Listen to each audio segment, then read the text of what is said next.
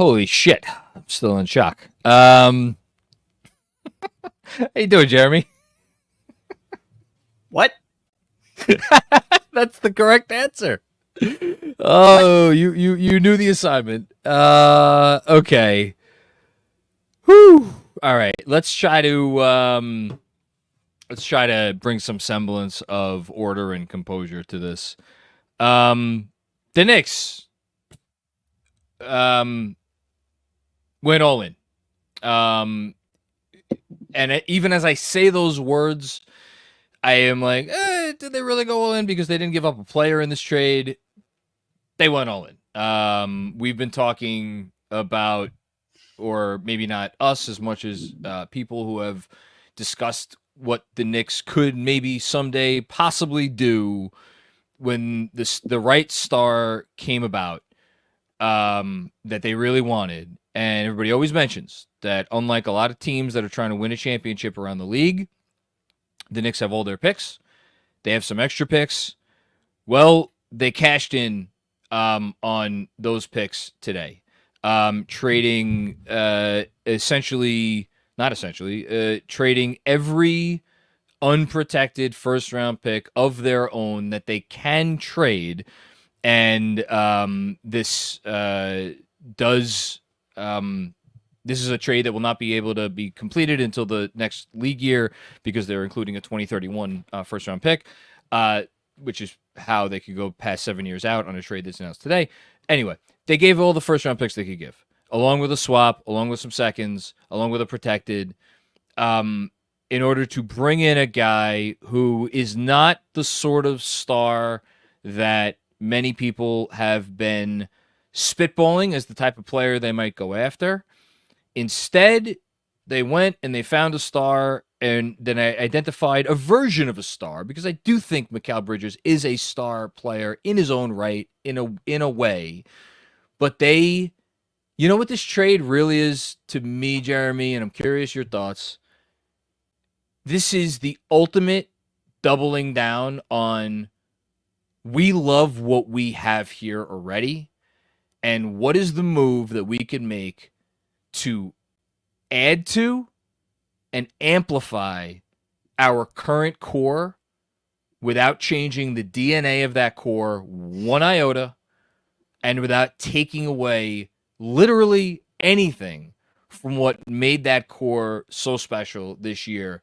And you could argue that Mikal Bridges, from a culture standpoint, obviously he's going to fit in well with these guys, from that standpoint, from a talent standpoint, you could argue that if that was their goal, that there was no better player.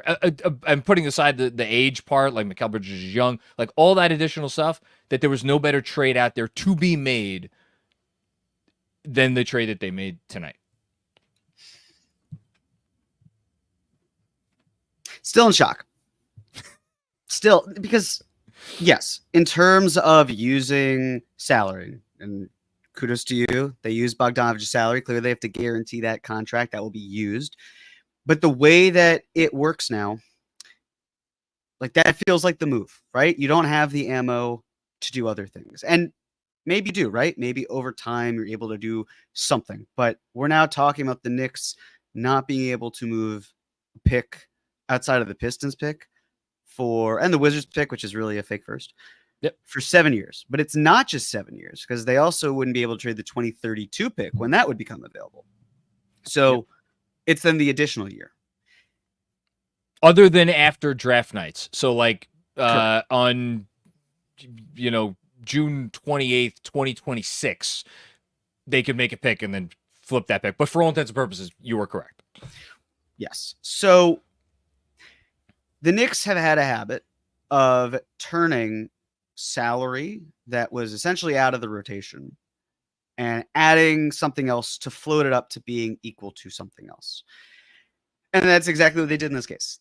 They took Bogdanovic, who 35 years old, coming off 2 surgeries, was in the first percentile defensive EPM. Like, that's the type of player he is. Really good shooter, but he is your tank commander in that case. He is the guy that bridges the gap in terms, no pun intended, between the money and working and it not. this trade, I get it, right? I understand why they're clearly leaning into, well, we'll move presumably DiVincenzo to the bench. We'll change all these things up. We'll get into it. But just in terms of your first reaction, I thought it was kind of funny because today I've been wearing a shirt that has the outline of Manhattan and all of the neighborhoods on it. So I can point to the one where Bridges will be playing for the foreseeable future. And also, the last thing I say before I turn it over to you, 3 tough words to say. The 3 toughest words to say behind "I love you" might just be "I'm sorry, Kevin." I'll say it. Much maligned Kevin Danishevsky. He did it. He called it. And here's the worst part, though. The worst part is Kevin talked about all of this for ages. And mind you, a lot of it was the Randall part, and that I wanted nothing to do with. But there was a point back in late May when I was ill and not able to record where I was like, you know what? I could understand Mikal. I left a watch party. It actually wasn't even late May. I left a watch party, and I was talking with from the pod, Doug, and he and I were like talking by his car for an hour or so. And we just were talking about Bridges and how he would make sense and the fit there. And then I just was like, no, there's no way. The last time these 2 trades happened, you were an infant. Like, that's not respectfully. I was 6 weeks old the last time these two teams made a trade. It's insane. And yet the thing that annoys me the most is I even told myself, again with the Raptors, if that was a trade that was able to be made, you can put things aside. And I listened to myself, and then I just said, no, can't buy it. Got to go with my gut. My gut was wrong. And it was, I get the trade, but it's also just still shocking. I'll wake up tomorrow and still be in shock. So let's go through this. And I want to say at the outset, I know people watching this came here for the salary cap stuff. Frankly, me and Jeremy were talking before we went on air. I'm looking for updates on Twitter because there are people out there whose jobs it is to know this stuff. I mean, I like to think it's our job too, but who literally get paid vast sums of money to do this stuff, who are offering conflicting things. Are they capped at the second apron? Are they capped at the first apron? I'm still waiting to see, is there another shoe to drop in this, either in this deal? Because if there isn't another shoe to drop in this deal, in terms of more another piece or pieces going out on New York's end, then there is almost certainly going to be another shoe to drop. So let's read the Ian tweet. Then I was about to say, there's almost certainly going to be another shoe to drop elsewhere. And I will say, Ian Bagley just tweeted out, Knicks free agent Isaiah Hartenstein is expected to be a top target for several opposing teams in free agency. With the offers that Hartenstein is expected to command on the open market, it's become increasingly unlikely that the Knicks will be able to retain Hartenstein, per SNY sources. So maybe that's the other shoe. I was about to get on here and assume that unless this trade had additional tentacles that we are not yet aware of, it was going to be Mitch getting thrown into a team's cap space or getting traded to a team which would bring back significantly less money. And that would be the way to duck the first apron, because as of now, the way this trade reads, which is very simply put, we don't have to get into it. We could just say it. Under the current CBA rules, if you send out less salary in a trade, which you bring back, which the Knicks are doing, they're sending out, as the trade has been described thus far, they're trading out less salary than they're bringing back. You are hard capped at the first apron. There is no way that they could bring back OG Anunoby and Isaiah Hartenstein and retain all their other players that they have under contract and stay under the first apron. Jeremy, is all that square? Okay. Yep. So if Hartenstein is the other shoe, that makes the trade a little bit. My excitement level goes down a little bit. I'm not going to lie. I love Isaiah Hartenstein. I think he's become instrumental to what the Knicks have become and what they are able to do on both ends of the court, frankly, but especially on the offensive end. And at the same time, because I'm still processing this, right? Because the one thing that everybody has seemingly been consistent about, including Ian Begley, is that this doesn't mean that they're not going to retain OG Anunoby. And I wouldn't think for a second that they would make this trade if they had any doubt that they were going to be able to retain OG Anunoby. I wonder if this signals that they are ready to perhaps do something which I never thought I'd see the day, but like maybe they're going to start going in a different direction in terms of play style, in terms of the versatility that they put out on the floor. Because if you're going to give up your entire draft future for Mikal Bridges, who is a guy that you want if you are trying to play the sort of basketball where you're certainly switching everything on defense, and where you are a matchup nightmare for opposing defenses, no matter what they want to throw your way, because you're stacking the floor with shooting, with ball movement, with playmakers, the whole thing. Maybe now all of a sudden you're not going all in on 48 minutes of traditional centers. I know I'm going off on a tangent here, but like I'm trying to process this in real time, and this is what I'm coming out with. I don't buy it. You think they're going to figure out a way to retain Hartenstein? No, that's not what I'm saying. I'm sorry. Okay. I'm refuting the last point of a change in philosophy, where the Knicks are now changing all of this. Who they are. Okay. Yes. The fact about Hartenstein, if he leaves, legitimately terrible. My concern here, let's say it's not Oklahoma City. What if it's a team like Orlando that showed interest, that can basically non-guarantee a player like Jonathan Isaac and be able to just sign Hartenstein for $20 million a year, something like that. Sure. Like they were a threat, but also it seemed based on where his market was that it wasn't going to exceed past that point. So I know that I think it's important though for us to talk about the cap stuff. And I know you're talking about that a little bit. I just want to highlight some numbers here. Sure. So if the Knicks were to keep Julius Randle, have Jalen Brunson, retain OG Anunoby for $35 million. First year salary. I want to just for anybody who's like, well, they're not going to get OG for 35 a year. It's not 35 a year. It's a starting salary you're proposing of 35 next year. Correct. Yep.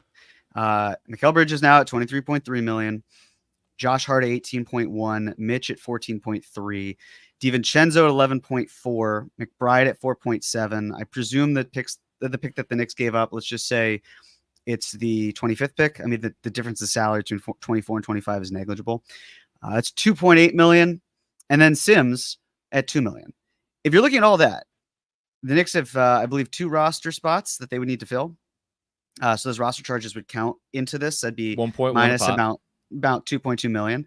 So the tax space, you're now 5.6 minus, say, 2.2. That's $3.4 million. But the thing is, if you made this trade and nothing else happens, no Jeffries, no Diakite, then the Knicks are hard capped at the first apron, as John, you were getting into. They would be $12.9 million away. Subtract 2.2 from that as well. It's 10.7. So they'd have $10.7 million of breathing room. So the prevailing thought here could be, okay, if you're the Knicks, like that's without Hartenstein. This is all without Hartenstein. Do you keep Mitchell Robinson? And if you keep Mitchell Robinson, then are you at least able to essentially find a replacement behind him on the free agent market? Like, is it Goga, who ironically would be from the Magic?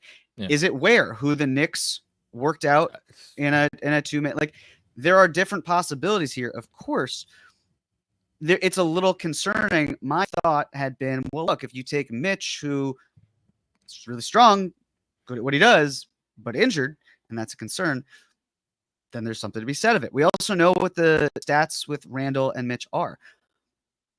There's the other factor here, which is perhaps the play style that the Knicks are changing is not changing up at the center position.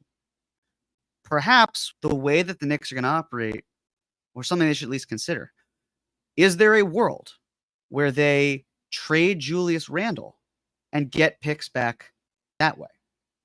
And is their philosophy going to be, because remember the main thing, right? We talked about don't trade Julius for Mikal Bridges. Yeah. Right?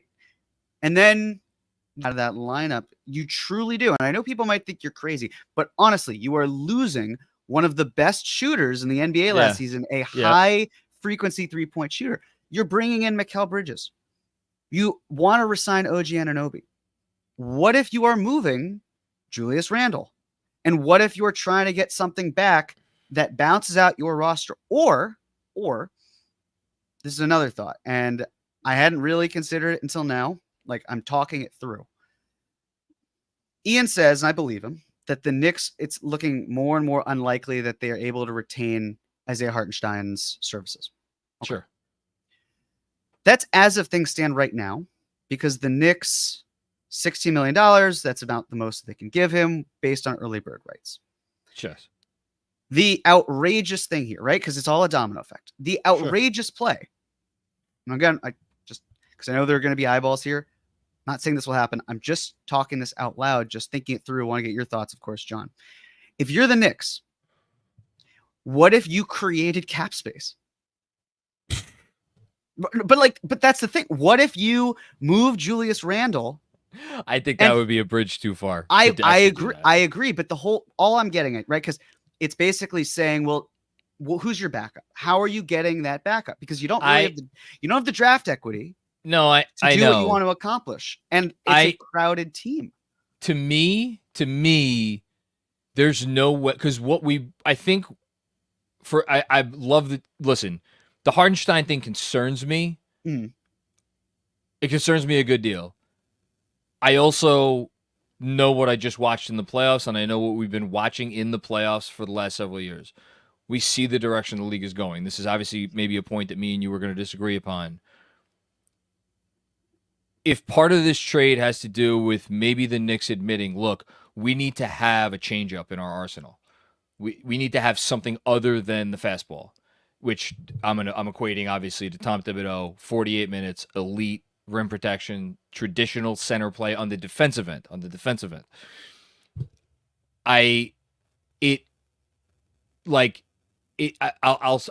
makes a lot more sense to me. The thing that I do not think the Knicks are going to do, and for as much as Mikal Bridges allows them to tap into that, I do not think the Knicks are going to make this trade and then give up their second best shot creator. And really, I think for as great as Mikal is, I think there's a gap between Julius as a shot creator and anybody else that's currently on their roster as a shot creator. Totally. Right? Yeah. So what are they getting? What would they be getting? I don't even know what they'd be getting back for Julius in your scenario. They would. I mean, I'm just thinking out loud, right? Because it's the whole point of I get what you're saying, but also I don't. Tibbs going from 48 minutes of rim protection to Julius at the 5, that does not feel like something they would do. So here's the thing, though, and this is the thing that we're maybe forgetting. We never really we're really getting off base here. I promise you we're going to get back to the Mikal stuff, but to me, this is all all the same. It's all the same combination. If they're about to pay OG Anunoby some number north of $40 million a year or whereabouts, and you have the ability to defensively put him on the floor in a position where he can, as many have said, he's capable of being a guy who defends fives. Again, this is not we're playing 48 minutes this way. This isn't even we're playing 28 minutes this way. This is, when push comes to shove, when we are trying to get to where we want to be at the end of the year, which is competing for championships, competing for Eastern Conference championships, so on and so forth. If we know that is ultimately our endpoint, where we are going to need to put, let's say, OG at the 5, Julius is at the 4, Mikal at the 3, or Josh Hart at the 3, we could go from there. Like, we get what it's going to look like. But just have that in their arsenal. And look, to your point, maybe that ultimate vision doesn't include Julius Randle. I just have a hard time seeing them doing this today, right now, and saying, all right, we're going to make a move in conjunction with this that involves us sending Julius Randle at the door. The one thing I want to say before we get too far is, so I mentioned conflicting things. Maybe others have mentioned this. But Vork tweeted out, I'm pretty sure this hard caps the Knicks at the first apron, which I just talked about. Bobby Marks initially sent out a tweet, which we talked about, which had the Knicks being capped at the second apron. Bobby Marks, who's ESPN's cap guy, obviously he's been a guest on the show, has since sent out another tweet that said for the Knicks to not hard cap themselves at the first apron, Jeffries and Diakite would need to be included in this trade, which makes sense because that's how you avoid taking back more money than you send out. I thought there might be an issue with sending multiple minimum salaries out in a deal. If Bobby says they could do it, then I'm going to trust that they could do it. That would only hard cap them at the second apron, which in theory would not mean that they would have to let Isaiah Hartenstein walk. So again, this is like I trust Ian Begley above everybody, and if he says his sources say that it is now increasingly unlikely that Isaiah Hartenstein is back, again, that brings me back to what else is going on here. Because if it's not a first apron issue, that is the reason Isaiah Hartenstein is walking, is there something else that we do not yet know? I don't want to get too far afoul of guessing what, maybe this, that, and the other thing. And we got a Woj tweet now, and this is big. I'll just read it. The Knicks are still determined to keep OG Anunoby in free agency, sources tell ESPN, but the ability to, and now Woj is getting it, but the ability to re-sign Isaiah Hartenstein becomes more difficult now. The Knicks are loading up on wings to match up with the NBA champion Boston Celtics. Look, what Woj says is not gospel, but you know where Woj is getting that from. So that tells me a lot. If that's the missive from on high, you know. So let's bring it back for a second. Jesus Christ, this is a lot. You want to talk about the picks for a second? Let's do it. It's a lot of picks. It's a lot of picks, and I understand because it's 2 years of Bridges, 2 years team control, and also getting him at that number. It's a pretty good number, but that is a lot of picks. And like, it's fine when you think about where they should be placed, right? And the hope, of course, is that by the time 2031 rolls around, the Knicks are still a good team. Although, of course, that's 7 years from now, so who knows what could happen. But that's at least the hope that they keep trying to get out of it. But it's an astounding amount of picks. But I get it. If I were Brooklyn, I would ask for that. Why wouldn't you? Well, this is your best player. This was the other thing that we talked through on the cap or no cap with Brooklyn, right? It was essentially, how do you win the back page? Because both teams win the back page here. You get 4 first-round picks. You get 4 unprotected first-round picks from your crosstown rivals, plus that. So here's where, look, I'm obviously going to give the pro Knicks point of view here. Because the pro Nets point of view or the anti-Knicks point of view is easy. You just traded 4 first-round picks for a guy who now, especially in this situation, alongside Jalen Brunson and Julius Randle, is probably never going to make an all-star team.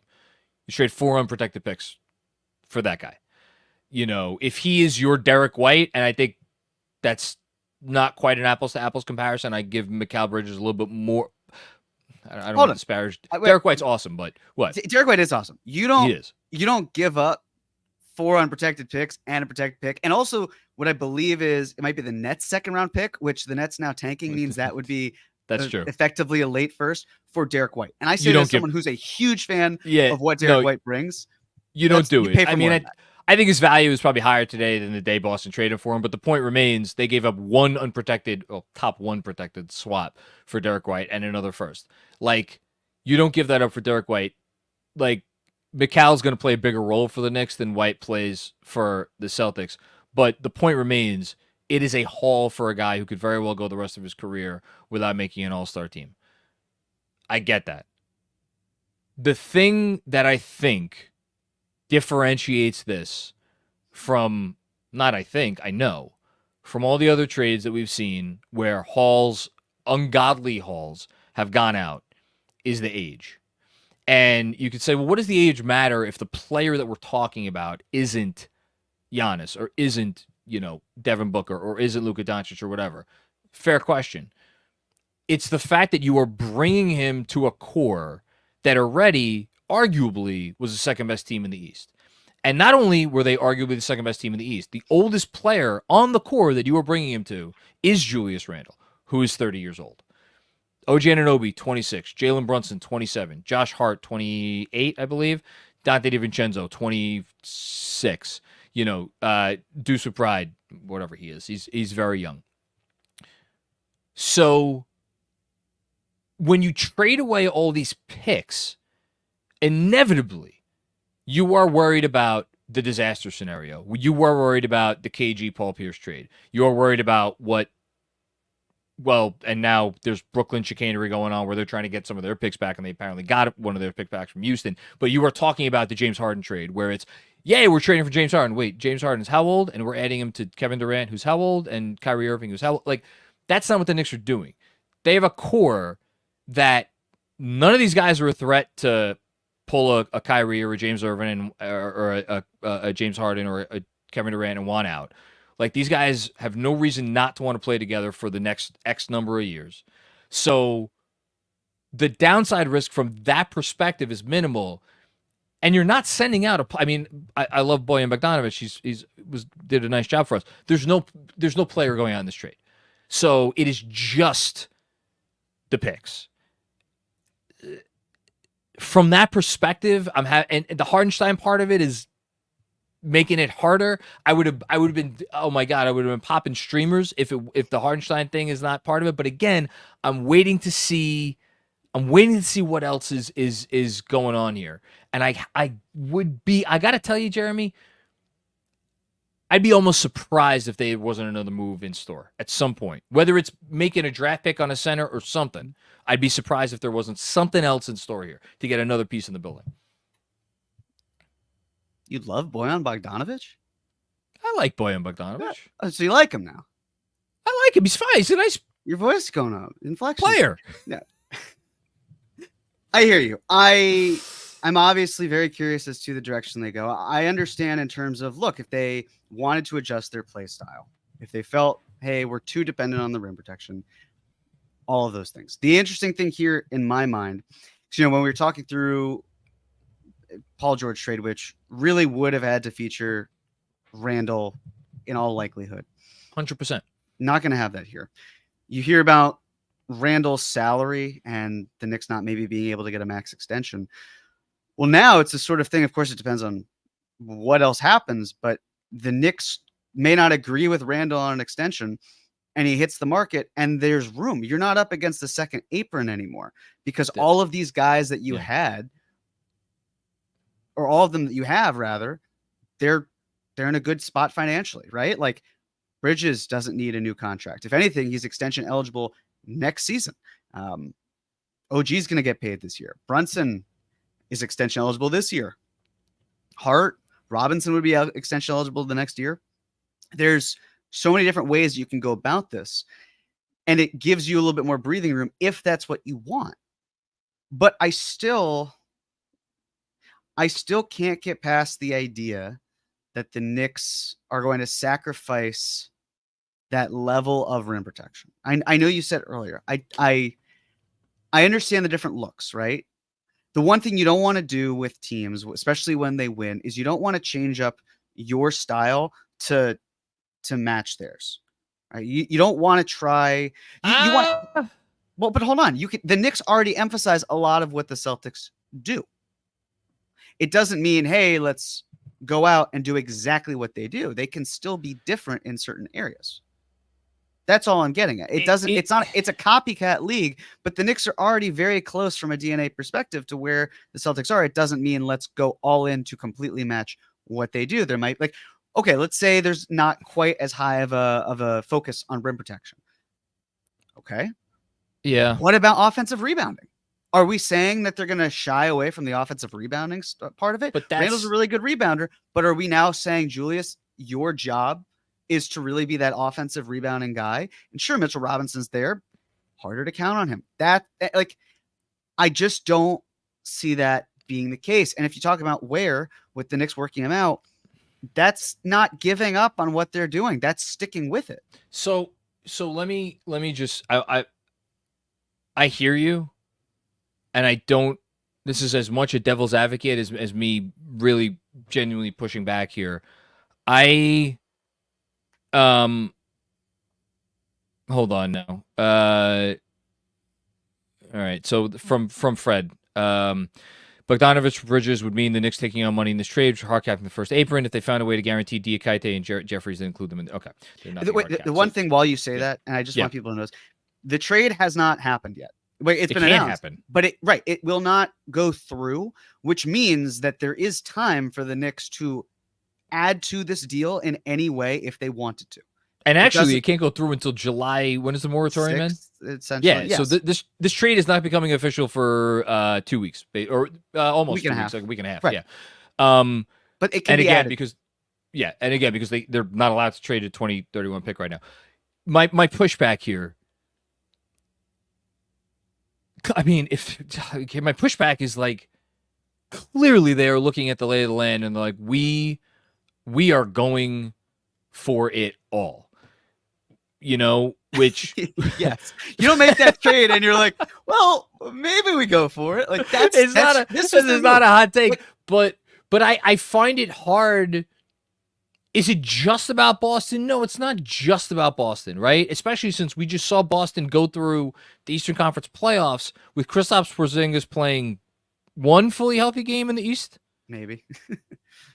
Maybe a game and change, and like. He's one guy, right? He's one guy on one team. But like you look at Milwaukee. Now there's been rumors about them wanting to potentially trade Brook Lopez. We'll see what happens there. Like you look at Philly. It's weird because like we praised the hell out of Mitchell Robinson and Isaiah Hartenstein at different points throughout that series. And yet, when Embiid was out there stepping out behind the arc, like, there was nothing the Knicks could do with how they played, you know? Like, here's my point. Are the Knicks going to abandon how they play all of a sudden because the Boston Celtics just won the NBA championship? No. This trade does not confirm that for me, and clearly it doesn't confirm that for you. But you know better than anyone I know that the NBA, with the caps that are in place now, is a allocation of resources business. How are you allocating your resources? And we kept coming back to this idea of, can you allocate what will effectively be 23% of your cap on centers, and more, by the way, if you don't trust Mitchell Robinson can stay healthy, and you need to, we just talked about, I'm not going to rehash this, we just talked about this the other day, and more if you feel like you need to sign a pretty good third big. If you are dealing with finite resources, and you know to get to the promised land, the odds are, at some point in the playoffs, whether it's round 1, 2, 3, or 4, you are going to need to play in a series and play a style of ball in which there's going to be 10, 15, 20 minutes in a given game where you don't have one of your traditional centers on the floor. Can you allocate that much money to that position in that scenario? Or do you need to redistribute those funds in some way, shape, or form to make sure that you're not playing somebody on the minimum because, oh shit, Boston's throwing this at us, so we need to throw that at them, but this is all we have to throw at them. I get it. And you get where I'm going at? I do. Here? But the thing is, the Celtics didn't sacrifice rim protection. They still didn't, because they have Porzingis and Al Horford. So it's not like they've shied away from rim protection. They've just added rim protection. Well, Horford's not really a rim protector, but yeah. But in a sense of he's a center. He's a legitimate center. He's a legitimate five. They have still focused on, they realize he's not the player, and they saw Rob Williams, and they thought, this isn't the guy that we ultimately want. But of course they had Porzingis, so it made sense to move Williams too. But it's not like the Celtics abandoned those principles themselves. They still do care about rim protection. It's just the offensive game to their centers, to their bigs, I should say, is different than how the Knicks are currently operating. So I don't think it's sacrificing rim protection. I think it's finding players who fit what you're doing. And to that, I will say OG Anunoby. Is OG Anunoby Mitchell Robinson? No. Is OG Anunoby Isaiah Hartenstein? No. But if they're about to pay this guy the ungodly sum of money that I still don't think the majority of fans are prepared to see, when that tweet hits, and I'm pretty sure it's going to hit now, and they see the number, and the number starts with a 2, they're going to be like, what the what? Excuse me? OG. You said number starts with a 2. The total contract. Oh, I'm sorry. I thought you were like, yes, $20 million? Great. I would give... I'm not going to say what I would give up to get OG on a number that started with an annual number that started with a 2. No, the total number. And fans are going to see this and be like, what? I have to think that there is a part of the calculation where they're like, and look, hey, still have Precious Achiuwa's cap hold. Like, I'm reaching here a little bit, but I just I love how we've talked for 40 minutes and we haven't really even talked about Mikal Bridges yet. But this we trade... have. We have and we haven't, it but ushers yes, in this conversation that we needed to have. I know. Look, could we put this aside for a second before we start taking some super chats? Could we be exuberant for a second? How cool is this? How fucking cool is this that this team, and who did it start with? It started with Jalen Brunson. And Jalen Brunson came here and he very quickly made everybody in this organization realize, oh, we knew we were getting something good. We didn't know we were getting this. And they have made and here's one thing I don't want to hear, and if I pay attention, I'm gonna hear it. Oh, so the Knicks are just gonna go get a bunch of Jalen Brunson's friends and put them on the... No. They have completely overhauled this roster and made it such that they have essentially put a college team together on an NBA floor. And I don't mean that to be disparaging in the slightest, because why are there people out there who to this day don't watch the NBA and only watch college?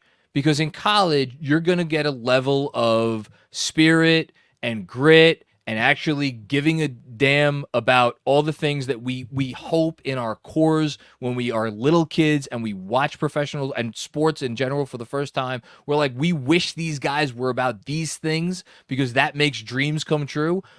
That's what college guys do when they go out there and play. Well, all of a sudden, the Knicks have assembled that team, and we just saw it with our very own eyes, which is why I have people that have been fans since the literal 50s. I get emails and comments from that are like, this is my favorite team that I've ever watched. It's because of that ethos that they go out there and play with.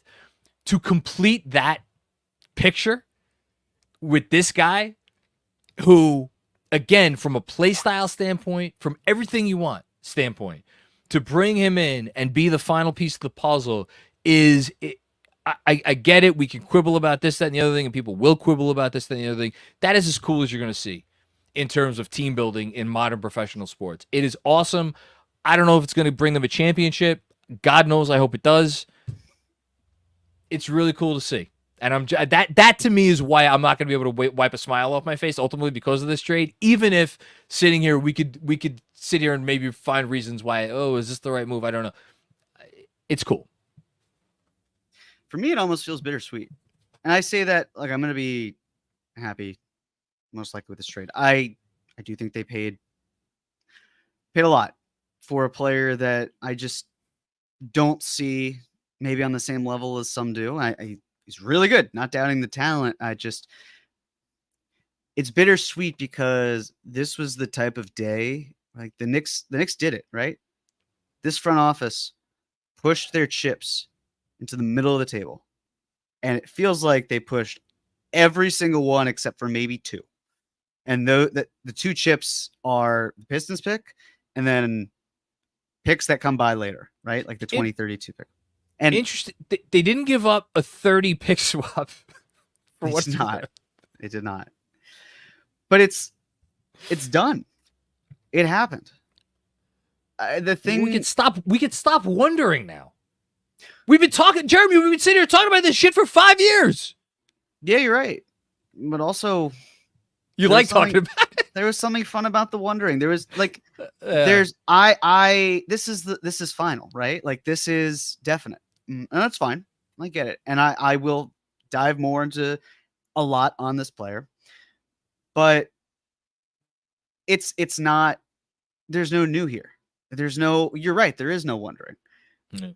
There's comfort in knowing, but there is also enjoyment in finding out what you could do. Like, I love doing the possibility stuff. And I know Knicks fans are always curious about, hey, what if you did this and that? And the avenues, of course, like, slimmer. But it feels like the Knicks have closed off that wonder with a player who's really good, but maybe not that level of talent. That type of player that we all feel like, if you're going to push your chips into the middle for this guy, like, it's a superstar. And that's not what Mikal Bridges is. No. And I don't mean that as a slight to him. I just mean that as a fan, if you're thinking, we have this rich collection of assets and we're going to use it and it's going to be great. And then it's like, and it's on. All right, Mikal Bridges, like, that's where I'm at. It is a feeling of like, almost that's it. And I'll be fine with the trade because he's a really good player. But it leaves me just feeling like, damn, that's what it all came down to. It all, like, at this point, the final piece. So, like, and maybe there's a few other minor things that will happen the next week and a half or so, but it feels like the final piece was a really good player who is never going to make an all-star team. And you gave up all of your future first-round picks. And that's where I'm at. And it might change, but. And in your defense, because I guarantee you there are a lot of people out there watching right now who are saying, why should I give a flying you-know-what about some kid who is, what year is it? It's 2024. Some kid who is currently 11 or 12 right now. Why should I care about him? To be very clear, you are talking about the opportunity cost. That is what we are talking about here. Because in making this trade, you don't get another bite at this apple in this way. You don't get to do it. Not soon, at least. The Bucks made the Drew Holiday trade, won a championship, and then got another bite of the apple. How many years went by? Was that 4 years? Yeah. So it was enough. I think it was 4 years. Enough time to do that. But like, this is it. Like, this is your team. I totally hear you. It is a little bit like if all of the most diehard fans, the people who fell in love with this team the most, got to play GM for a minute. Because it's like, well, wait a minute. I don't want to send out anybody on this team, but I also want to improve. And I also want to improve in just such a way that fits exactly what we do here, right? And the only way that you were ever going to do that is with this trade, probably. And I wonder, the only other thing I'll say, and we've talked about this, and you have talked about this a lot. And this is the last thing I'll say, because I we'll talk about Mikal Bridges a lot, or you stay on for however long you like. I'm sure we have a lot of super chats. We've talked a lot about how this was the summer, right? This was the summer that they had circled. You were talking about this 2 years ago, that this was the summer that they had circled. Starting next summer, not automatic that things get really dicey, but Brunson extension, Julius extension, or if not Julius, then insert player X here, contract. I wonder if they looked at the landscape and they're like, shit, are we going to be sitting here holding our what's in our hand 3 years from now, being like, man, one of these days, Giannis Antetokounmpo is going to ask for a trade. Or one of these days, Devin Booker's going to ask for a trade.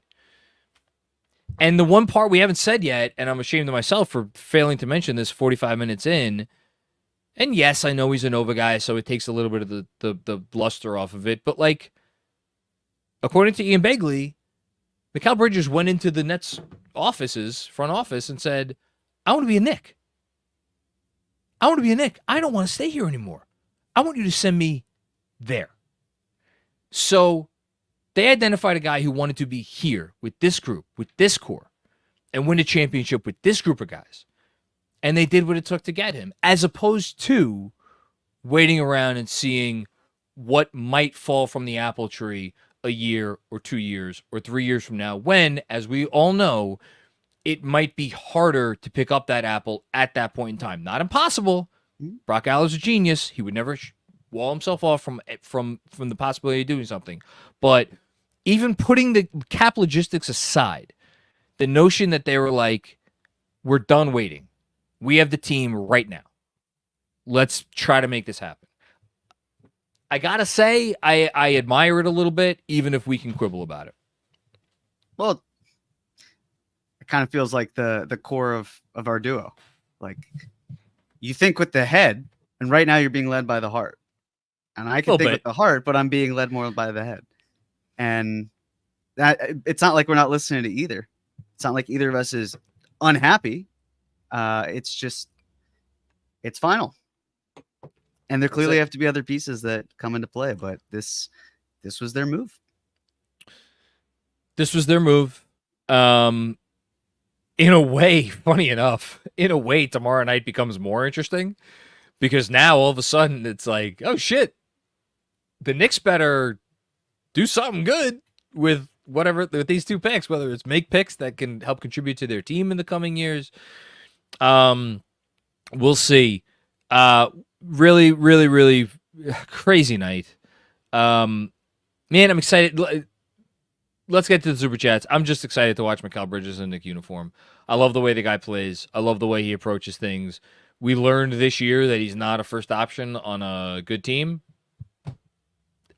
Great. Welcome to the club that all but like a dozen NBA players are in. I'm cool with that. This guy's good. This guy cares about the right things. He wants to win. He's going to sacrifice. And I'm excited. You want to take some Super Chats? Let's do it. Fucking A, man. Or I can give a take if you'd like. Oh, John. yes, Andrew Claudio. Sorry. Hi, here. Andrew. We may I also forgot have you were someone else here. jumping on. It's okay. I'm just over here. It's okay. By the way, shout out to the 13,000 people watching live with us. 13,000? This is easily the largest live stream we've ever done. So thank you to the Knicks and shout out to y'all. That's more than the number of picks we gave up in this trade. Is it though? Hasn't fully been announced yet. You never know, John.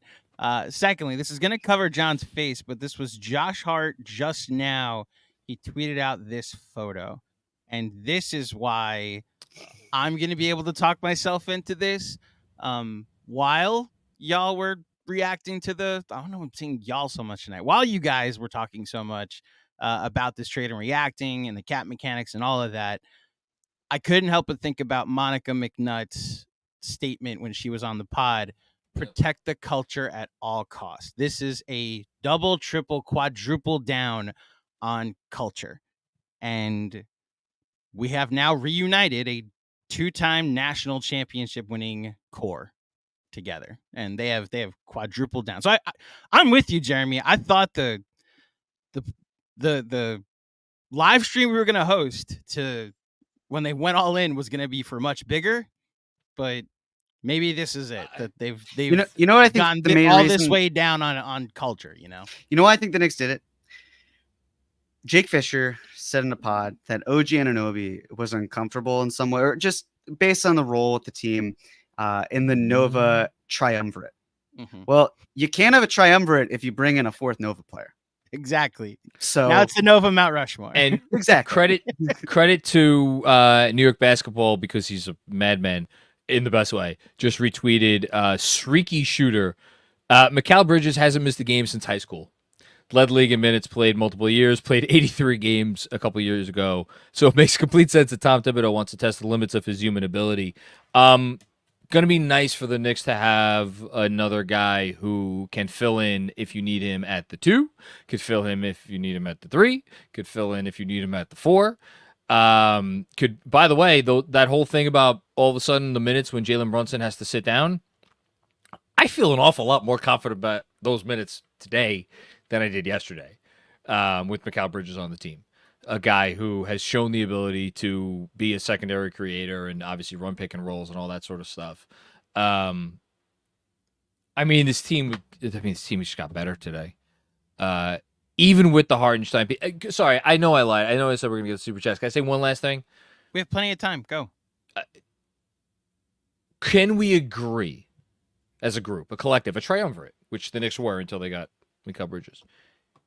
Can we agree that if the Knicks signed, and they might still, and if they do, I'll be thrilled, to be clear. If the Knicks signed Isaiah Hartenstein to a 4-year, $72 million contract, that he would be fairly paid, as opposed to underpaid or overpaid? I mean, Jeremy shaking his this head. is gonna. Well, no. It's like this is gonna sound kind of obtuse, but like you're what the market tells you you're worth.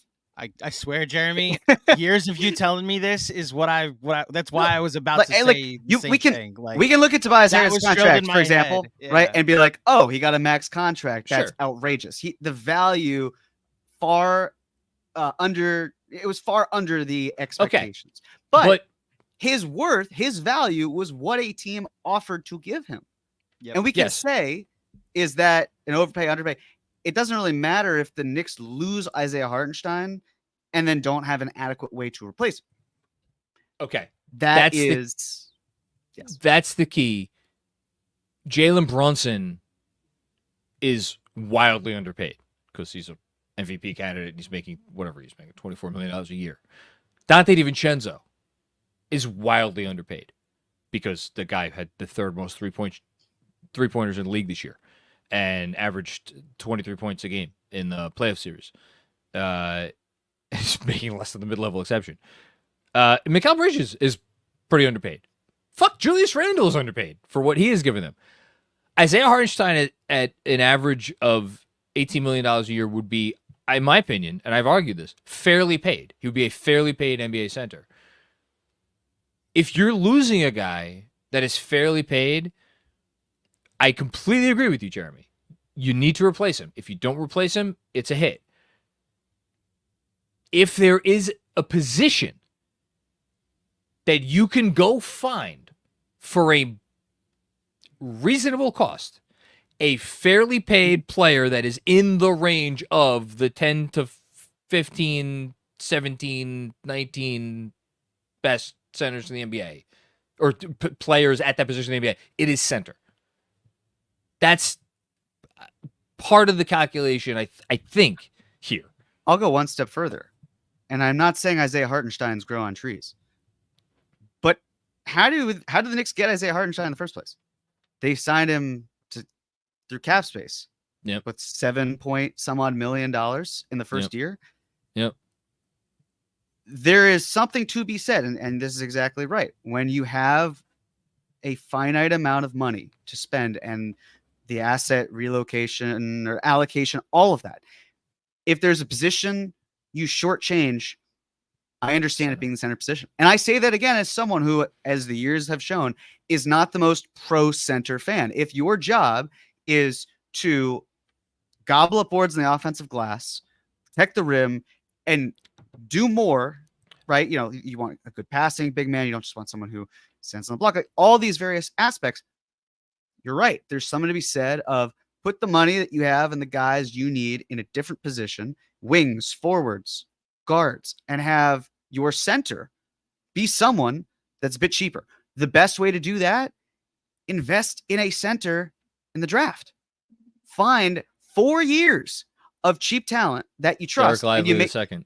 You may not feel like the first year is your guy, right? Yeah. That might be like having a Derek Lively situation. That's an anomaly. But to your point, you find these players, and the Knicks are in the range where if you want to take a center, it wouldn't be absurd because late 20s, early 30s, where you can do it. In fact, if you're the Knicks, you've both those picks now. If you really wanted to fill out your roster and find ways, like you could take one pick and trade down. We had talked about this in the cap or no cap. If you needed to absolutely try to broaden your pick allocation here too, get creative, add young talent where you need it to be. But the thing as well, and this goes down to salary and centers and everything. The one thing I will say about the power of friendship, because people might be thinking, why should I care about the power of friendship? It's nice, but that's not going to necessarily win ball games. Sure. But you know what's really nice is assuming Jalen Brunson signs this extension, 4 of the key rotation players that the Knicks have, for the next round of contract discussions for each of them, there's not going to be an awkward conversation because it just takes one guy. It's like, hey, Jalen sacrificed how much to stay here? Like, Mikal, you're really going to quibble over more money than the max extension at 140% that we give you? Like, Dante, you get 140%. It'd be interesting if he takes that. All of those players where you have to worry about contracts, the same things that are going on with Julius Randle, with Paul George. Look across the league with guys who feel that they are worthy of a max contract, and maybe they don't get that, or maybe based on the max extensions, it's too little for them. You don't have to worry about that for basically half of your roster.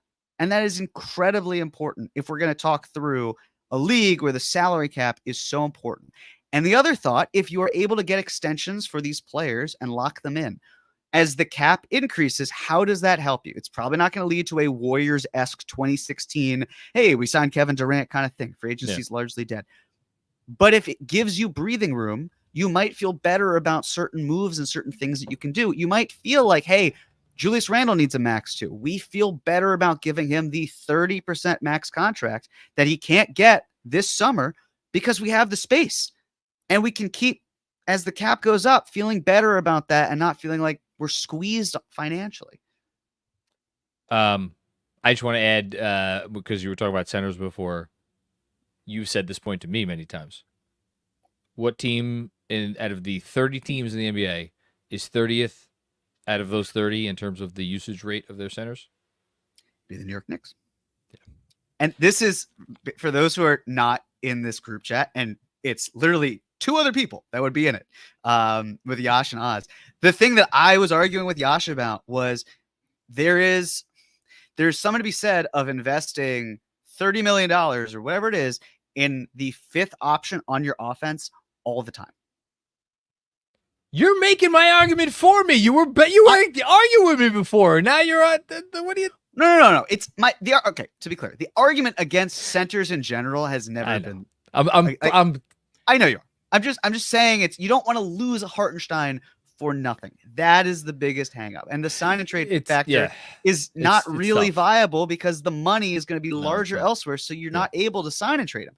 And that, if he's signing for the same amount, it's the early bird right factor. That's the challenge. We shouldn't rule out the possibility of sign and trade with Hartenstein. Because it wouldn't hard cap the Knicks. It would only hard cap the team that trading. I understand. But it's the amount that he can sign for with the bird rights that the Knicks have. But now, all of a sudden, if Oklahoma City... Oh, we're really getting... Briefly, if Oklahoma City is no longer the stalking horse... I'm sorry, Andrew.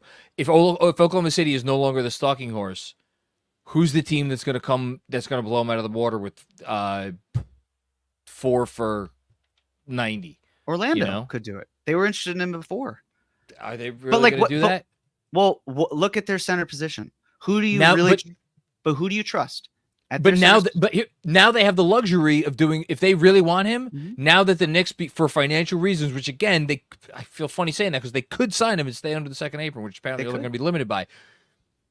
Orlando can be like, oh shit, well now if the Knicks don't feel like comfortable paying their centers this amount of money, well, let's do a sign and trade where we send back Wendell Carter Jr., who is on, guess what, a great fucking contract. I did $12 million this year and $11 million next year, something like that.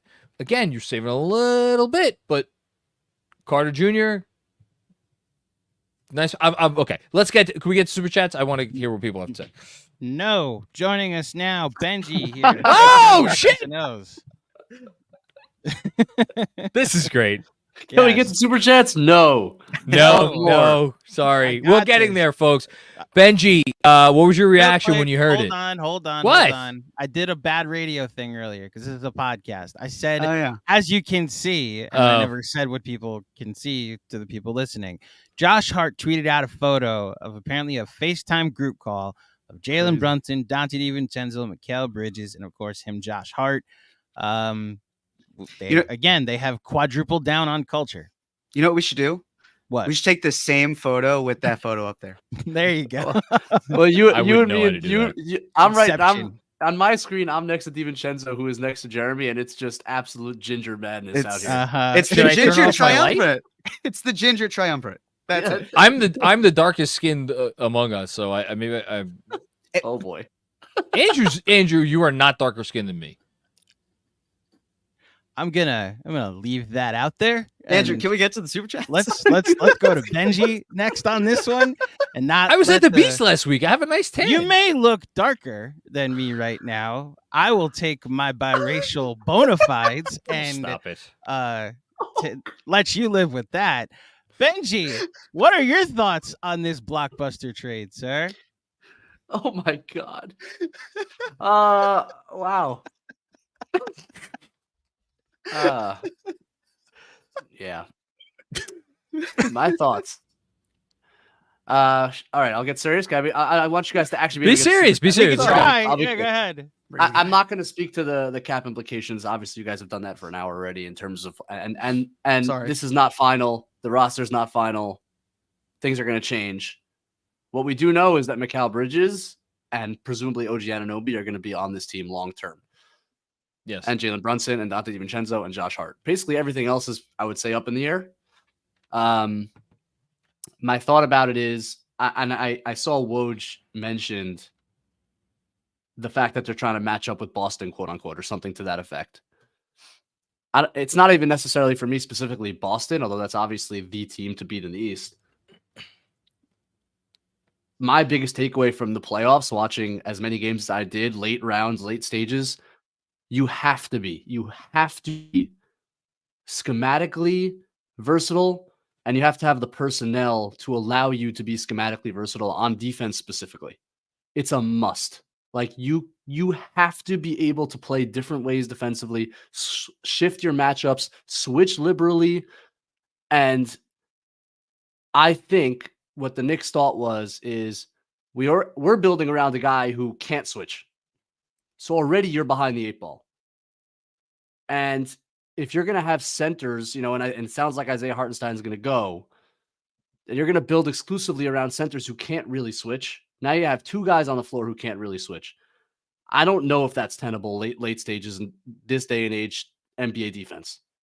And what you did here, your last 2 big acquisitions now are, I don't know, how many better quote unquote 3-and-D guys are there that aren't like stars, that aren't offensive creation stars? How, like, these guys are the prototypes. OG, Bridges. And we're not talking about Bridges on the Nets. You look at Bridges last year's in Phoenix as the model. Those are 2 of the best 3-and-D players in the league who allow you to be as versatile as you want to schematically, to protect Jalen Brunson on the perimeter, to switch liberally, to put either guy on a center, especially OG, so you can roam with it. If you're playing a center, a traditional center, he can roam the way that Dallas did, the way that Jason Tatum guards centers all the time, allowing KP to roam.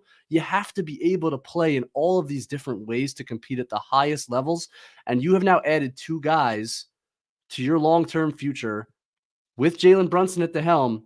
That allows you to get into that conversation in terms of a defensively versatile team that can match up in all these kinds of cases. And to me, that's the key. Now, I heard you guys, it's a freaking load of picks. It's a wild amount of picks. I'm not even talking about the value picks per player.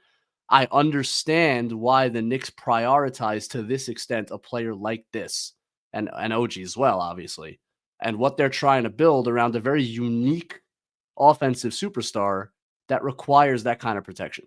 That's my biggest takeaway from like a personnel perspective, and why they targeted this guy, along with the chemistry and Villanova connections, obviously. But that to me is a big element of it. I have 2 questions. One, does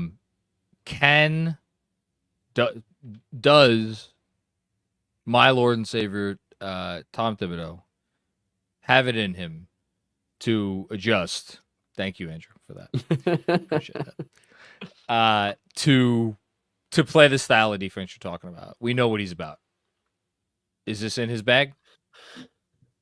I think it's a great question. I don't really have the answer, and I think part of it is because the Knicks built a team with their head coach in mind up until this point, and they have always had 48 minutes of rim protection on their roster since he's come over, and that's been to be clear, it's been very effective for the Knicks to this point. But now we're looking to get to a different stage. I would say there were some signs. Philadelphia, late game, Remind me which game it was when he went with OG on Embiid. Stole that game late because of that matchup change. This is game 4. Game 4. Thank you, Andrew. And I like to think that Tom Thibodeau, the worker that he is, watched every single game of that finals. You think? And I would imagine, at least to some extent, now to be clear, you have to have rim protection. The Celtics have plenty of rim protection. Dallas has a lot of rim protection. But it's building around that and having rim protection from different places. Yeah. And so that you don't have to just play drop and over the top on defense. And we saw at times the Pacers have their way when the way they could stretch the Knicks out with Turner stretched out and all the shooting and all the driving that the Pacers had. There were too many breaking points on that defense, especially when OG went out, but even at times before. And I just think you watch that and you realize, like, man, the offenses are so damn good now. They stretch you out to such a degree. You really have to have the personnel to switch around and do different things. And that's where I think they're coming out here. Benjy, the Knicks had a 100, looked this up a few weeks ago, 123 or 124 defensive rating against Pacers when OG Anunoby wasn't on the floor in that series. Yeah. It's not what you want. The second question I had, Mikal Bridges. I know you've watched him a decent amount over the years. How much does he need to do offensively to make this trade? I realize this is going to be an amorphous term, but like worth it. Yeah, it's a great question. And part of it goes to like, where, again, it's hard to know what the way the roster shakes out. I think there's a Julius version of this. I think there's a non-Julius version of this. I know you guys have touched on that. Assuming he's like the starting 2 and DiVincenzo's on the bench.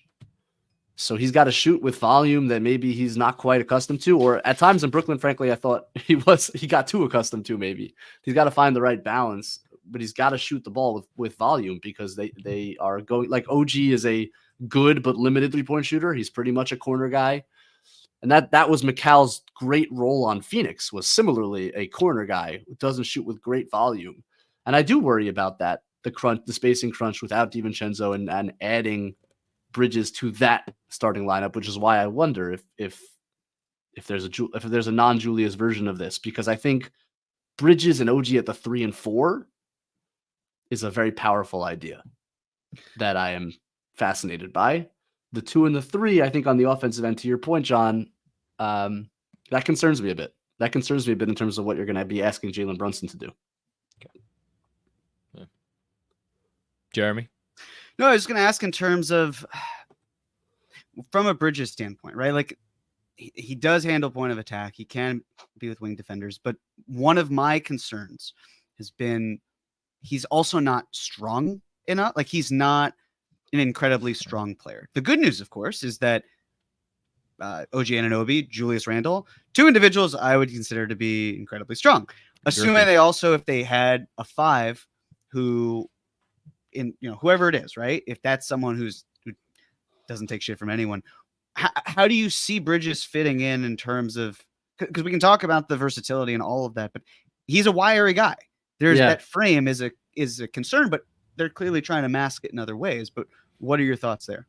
Yeah, I mean, I think you're pairing him with the perfect. That's what I mean. Like you're pairing him with OG. And they're both, I think, really, and I know Bridges' defense slipped on Brooklyn. I think that was an obvious trade-off in terms of importance of games and his offensive role increasing that kind of led to his defense slipping. I have full confidence that guy is an elite defensive player. I think what it allows you to do is you throw him on the point of attack, and now you have OG roaming or OG guarding a center, and whoever the center is playing roaming. His length is extreme. And like, it's actually funny because I've been watching old Villanova games. That's been my off-season, off-season project. And it's clear as day as a freshman in college. Like his arms are insane. Like it is crazy how much ground he covers. And what that's going to do for you is not just on the point of attack. That's obviously great. When a team gets you in rotation, which happens in the NBA all the time, someone creates an advantage. They get downhill. The ball starts spraying around.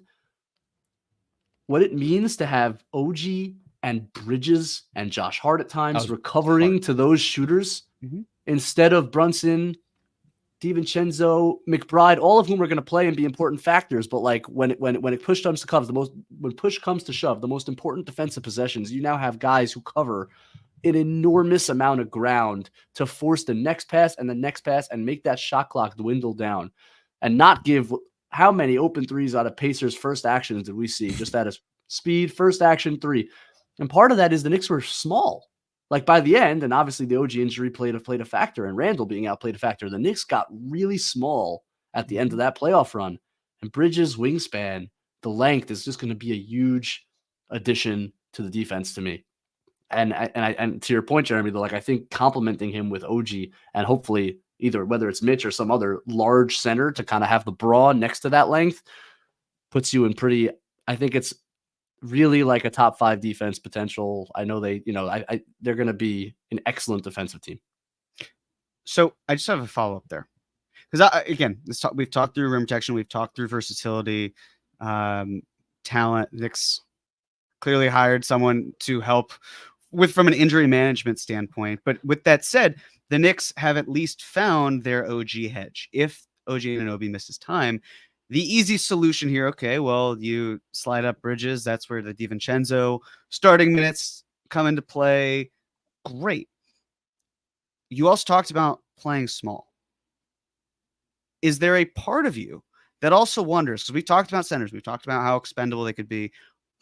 Is there something that makes you wonder, is there an avenue here, though, for the Knicks to try to get a 3-4 that's a little different than what Josh Hart provides, that then leans further into those forwards and wings and away from the centers, where it's not ignoring the center position, but is it taking salary and trying to really beef up your 3s and 4s in a league where length at that position is so crucial and defense at that length is important?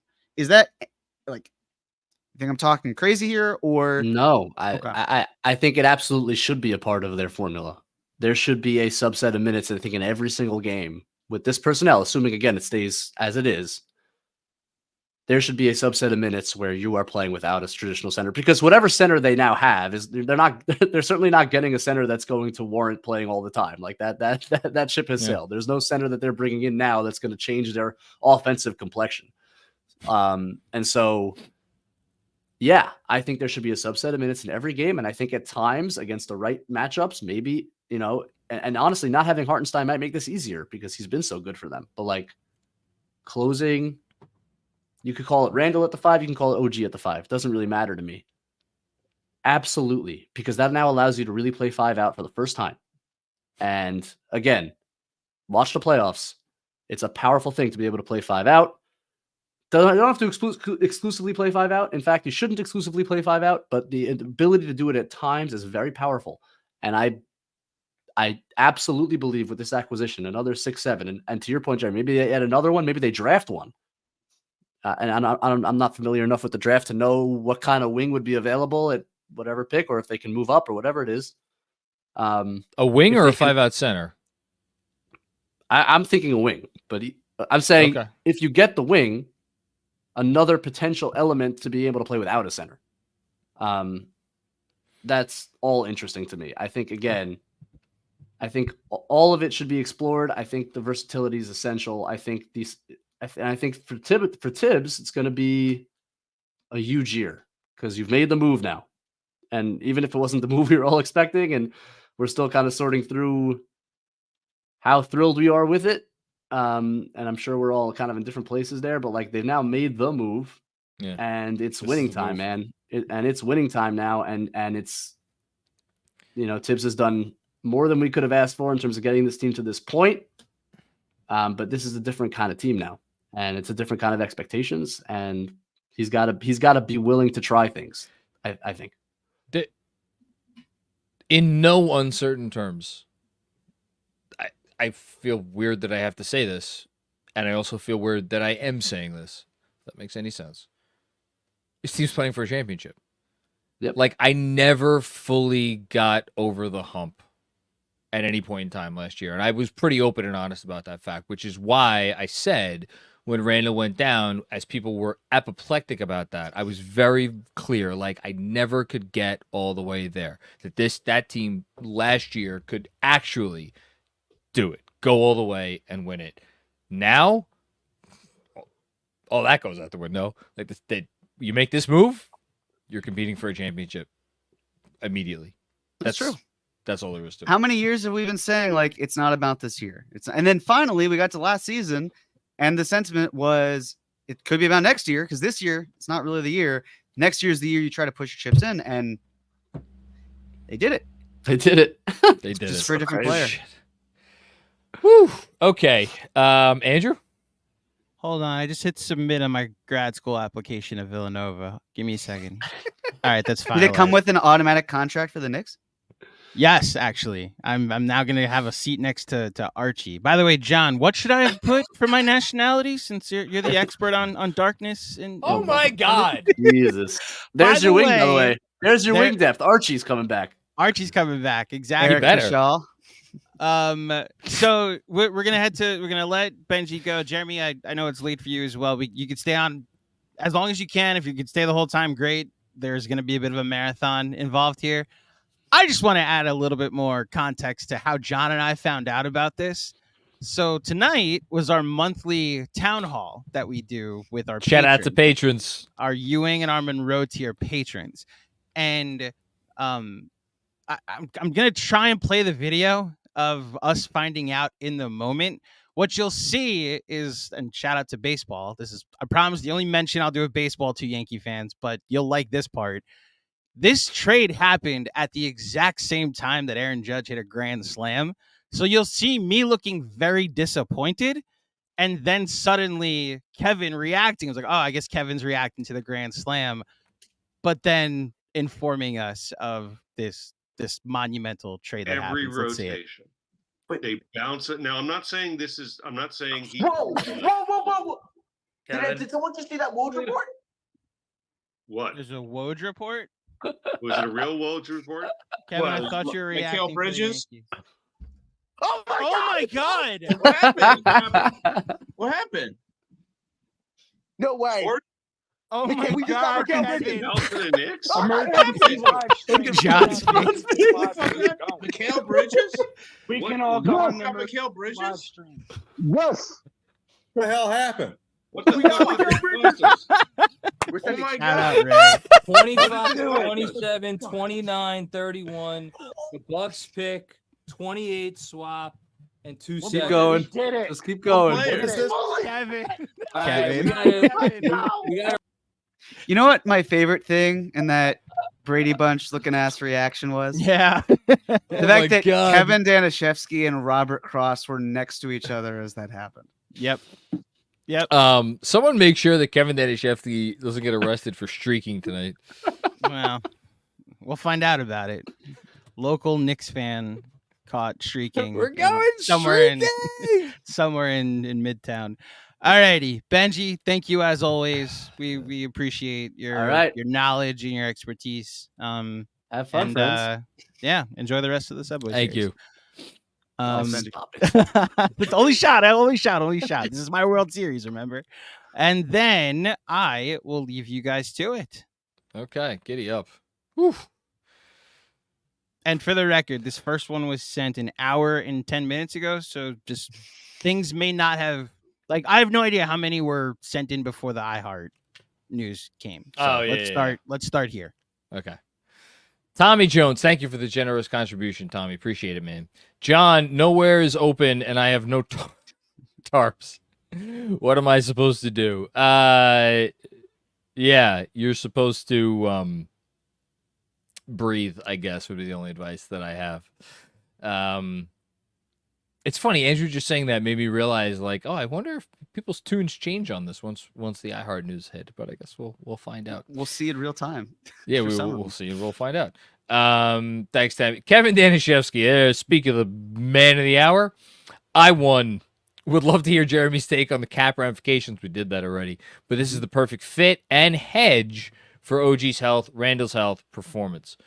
I do like it as a hedge play from a health standpoint. specifically with OG. Yes. know. I don't see it with Randall as more of a hedge. Like I wouldn't trust Bridges to play more of a 4, even though he has the length. I get it. But yes, that's the OG hedge that you need. And Yeah. yes, we No, talked about the ramifications. And again, like as Benjy talked about, there's not many. Like the list of guys who could do the things that the Knicks now have 2 players who could do. It's a very short list. It's like I don't know how many It is. players are on the list. 5, 6, 7 players. Knicks got 2 of them. It's You know a what? nice luxury to have. Before we move on, in case people have joined since when we talked about the cap, let's just take 2 minutes. As of right now, Knicks would be sending less money than they'd be receiving, so they would be hard capped at the first apron. John and I talked through if they had added Diakite and Jeffries to this trade, that would, of course, prevent them from being hard capped at the first apron. They'd then be hard capped at the second apron due to aggregating salaries. So it's also, this move can't happen until the new year of the NBA after free agency begins, really probably more moratorium time. But it also opens the door to, can the Knicks make this a larger trade? Because this trade isn't finalized. So there is time for them to make this a 3-team deal, make this anything larger. And that's what I'm going to be really keeping my eyes on. To that point, I forget what trade we were just talking about recently, where there are trades that get announced and then like a week later will turn into a 3-team trade or a 4-team trade. This happens routinely in the NBA all the time. Was the one we talked about the Pacers and the Wizards I think turning that's- into yeah, a 3-team yeah. trade with the Suns? Yes, Yeah. it happens. Yeah. It absolutely does. So, well, I don't think we've heard the last of what the pieces are in this trade yet. Thanks, Kev. Ray Marcano, there's got to be another move. What do you think it is? Assuming iHeart goes out. It's a great question. It's strange because to make the cap work, the cap stuff work in this trade, you're just talking about some minimum pieces. And like, it feels crazy to say, but like with the Knicks, let me just say this: I don't think Julius Randle's going out in this trade. I don't think he's going out this summer. I'd be very surprised if he does. Crazy things have happened. With the Knicks trade both of their centers in the same, or lose both of their centers in the same summer, I don't know, just something about that doesn't add up either. So Why not? I don't know why not. Because hours ago, you and I, if we had gotten together, would have felt pretty good about the Knicks' chances of retaining at least Isaiah Hartenstein. Yeah. So And trading why, Mitch for something? like, if you traded Mitch for a 4 and you drafted a 5 and you signed, again, I keep using his name, you signed Goga to a deal that was a lot cheaper. My only thing here is the Knicks brought in someone specifically to help with injury management. And then what do the very next day? They trade for a player who does not miss time. Yeah. Like, there is an emphasis, a strong emphasis on health and wellness. And we know that Julius, outside of the freak injuries that he's had to deal with, generally very durable. Brunson has been pretty durable. You can't say the same for Mitch. And that's my question, right? The number one ability is availability. And I'm just trying to think through, if I were the Knicks and I were thinking of play style and versatility and usage and all of these things and how much money you're going to invest in each position and what does it take away? What's the opportunity cost? If you wanted to scrimp on savings at the 5 and felt like you could find a replacement and that player would be healthy, like Goga missed 20 games, but some of them were DNPs. Yeah. Mitch missed 51 and then did a great job against Embiid. And then, of course, was hurt in game 3. But that's the thing, he got hurt. He missed time. He was announced out for the season. It's a major concern to have a player who's not healthy. And the Knicks found that by bringing in the guy who is the beacon of health. And for what it's worth, the pod I think barely dropped before we went on. But like Fred, I asked him today, do you think the Mitch smoke is about like play style? Do you think it's finances? Do you think it's about health? And immediately he was like, health. It's a concern. Yeah. So we love him, but it's something that we when you love someone, you accept their flaws. Like, yeah, it's different, but it's fine. That's great. I don't think the Knicks are going to do the same thing. Yeah, I don't want to throw names around, but like we'll see. Okay. Drazov, what's going on, Drazov? Bring back OG and iHeart. Draft some guy and call it an offseason. F the aprons, F the nets, Bing effing bong. Well, we got most of that in. You could still do the Bing bong. But again, we'll see what else they do, assuming iHeart is gone. And yeah. Thanks, Drazov. Jesse M. So who's next? Amari Spellman. Hashtag once a Nick, always a Nick. I would bet you a beer that Ryan Arcidiacono is back where he belongs next training camp. Honestly, beginning of the podcast, I tweeted out like congrats to him on employment, and tweets going like gangbusters. So Ryan, congratulations. Like it's a nice. If it's non-guaranteed, you're still probably going to get at least 900,000 out of it. And if it's guaranteed, or ultimately guaranteed, it's a cool $2 million headed your way. So, I mean, now at this point, they could put all 5 guys together on the floor. So he has to get in a game. He has to get in one game. In maybe a garbage time situation. Yeah, garbage. Let me ask you this: do you think that? So, assuming Arcidiacono signs, let's say it's for the minimum. Do you think that any of the other Nova guys get to claim him as a dependent or as a tax write-off? From a charity perspective, because it's very altruistic of them to no. I mean, look, wait till they talk about culture. It's so funny to think that a third of this roster is going to be Villanova guys who are all close with each other. That's awesome. Wait till they hire Jay Wright as a consultant. Thanks, Jesse. Kevin Danishevsky, another one. Don't at me. Knicks are now favorites to win the title, in my opinion. Look, the Celtics are favorites to win the title. The Nuggets. Well, we'll see what happens with KCP. The Nuggets are right there after them for me. Well, I'll believe in the rule of threes. Yeah. Kevin Danishevsky talked about Caruso and the Knicks' interest, and they showed interest. That was a report that came out today. Obviously, Kevin was in favor of the Mikal Bridges trade. That happened. So this would be the third thing, the triumvirate. So sure, Kevin, I will. I'll take your word for it. You're on a hot streak. We'll all ride the hot streak together. Fair enough. Jessica, what's going on? Great to hear from you, Jessica, and it's great to see you up here. I'll just leave it at that. This is amazing. Everyone said it was impossible. I hope they can keep Randall, OG, and iHeart. Love to everyone at KFS and the Discord bunch. Yeah, the iHeart part is tough. It's tough, but I'm The thing about iHeart is I really came to like genuinely love rooting for him this year. Like he entered a place where frankly few players over the last 20 plus years have for me. I loved his style of play. I just love the tenacity. I love what he brought to the table. I will never forget ever in my life the rebounding performance that I was in the building to witness in Game 5 against the Pacers. And yet I feel like Benjy was very wise when he came on here and spoke about play style and this and that and difficult choices. The cap, the aprons make you make difficult choices. So, but yeah, this is amazing. Another thought, just as I'm thinking through the iHeart thing,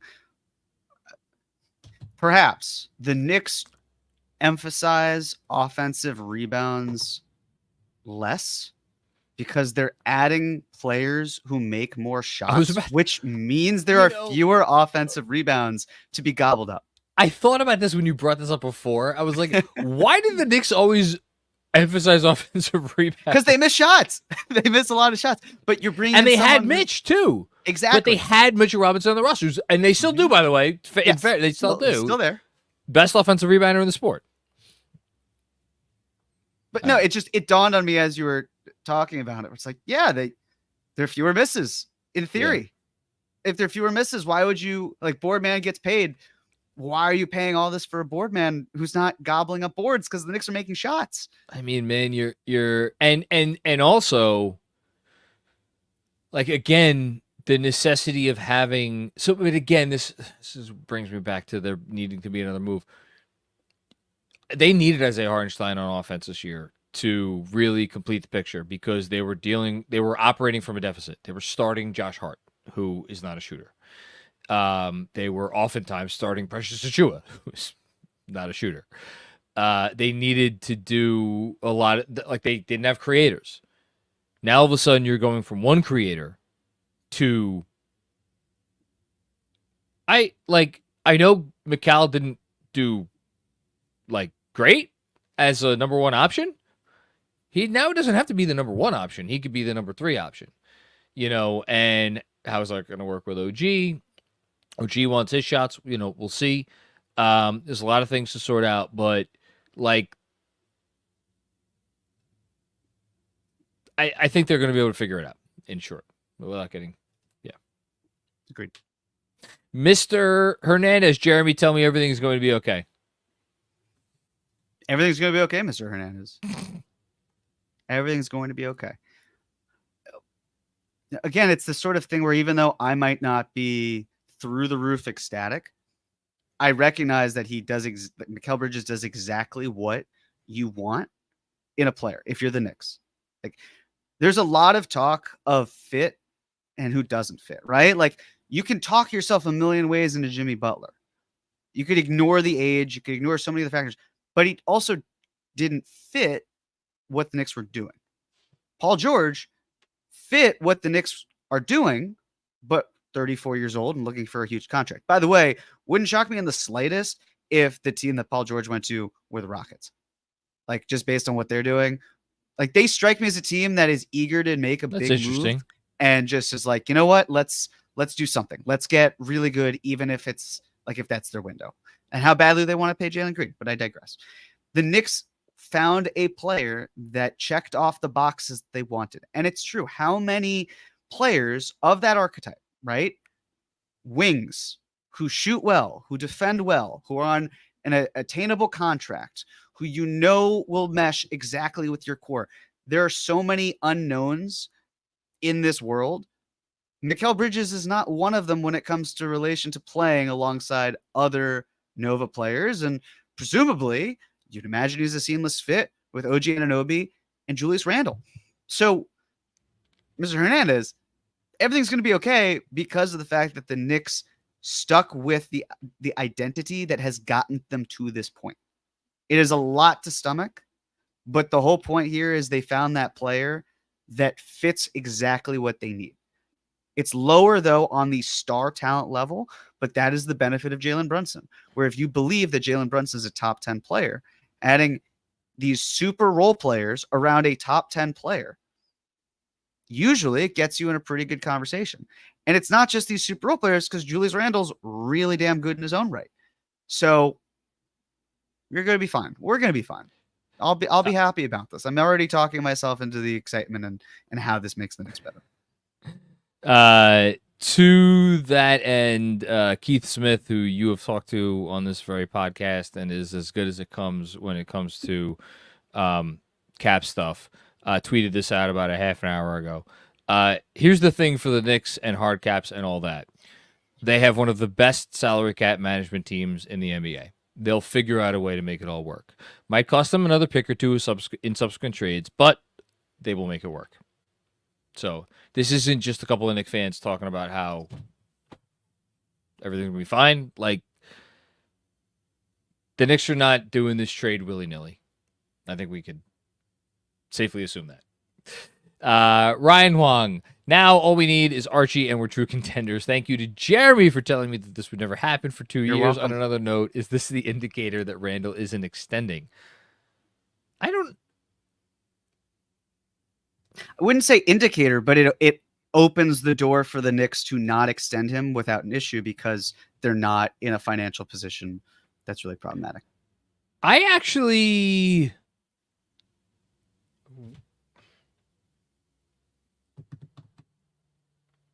I'm wondering if I'm thinking that this makes it more likely that Randall extends. I phrased that incorrectly. That they extend Randall at what he wants. Well, if what he wants is more than the max they can give him, then there's no impasse. Then there's an impasse. Well, yes.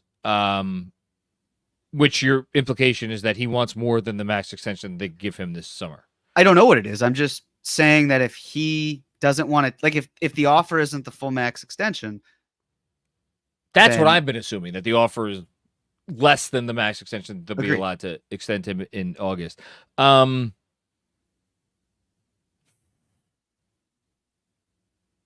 very interested to see what happens when we get to was it August 3rd, August 6th. Yeah, interested to see The Randall extension deadline? Yeah. It's August 3rd.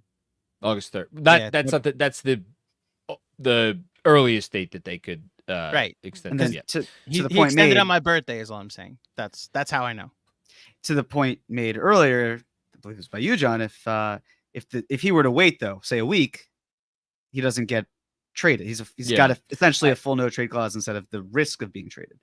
I went through it today in my newsletter that was going to drop tomorrow. That now will go in the toilet.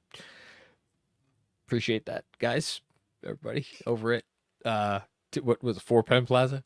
I'm not gonna sleep. No today. sleep in Brooklyn. No sleep till Brooklyn.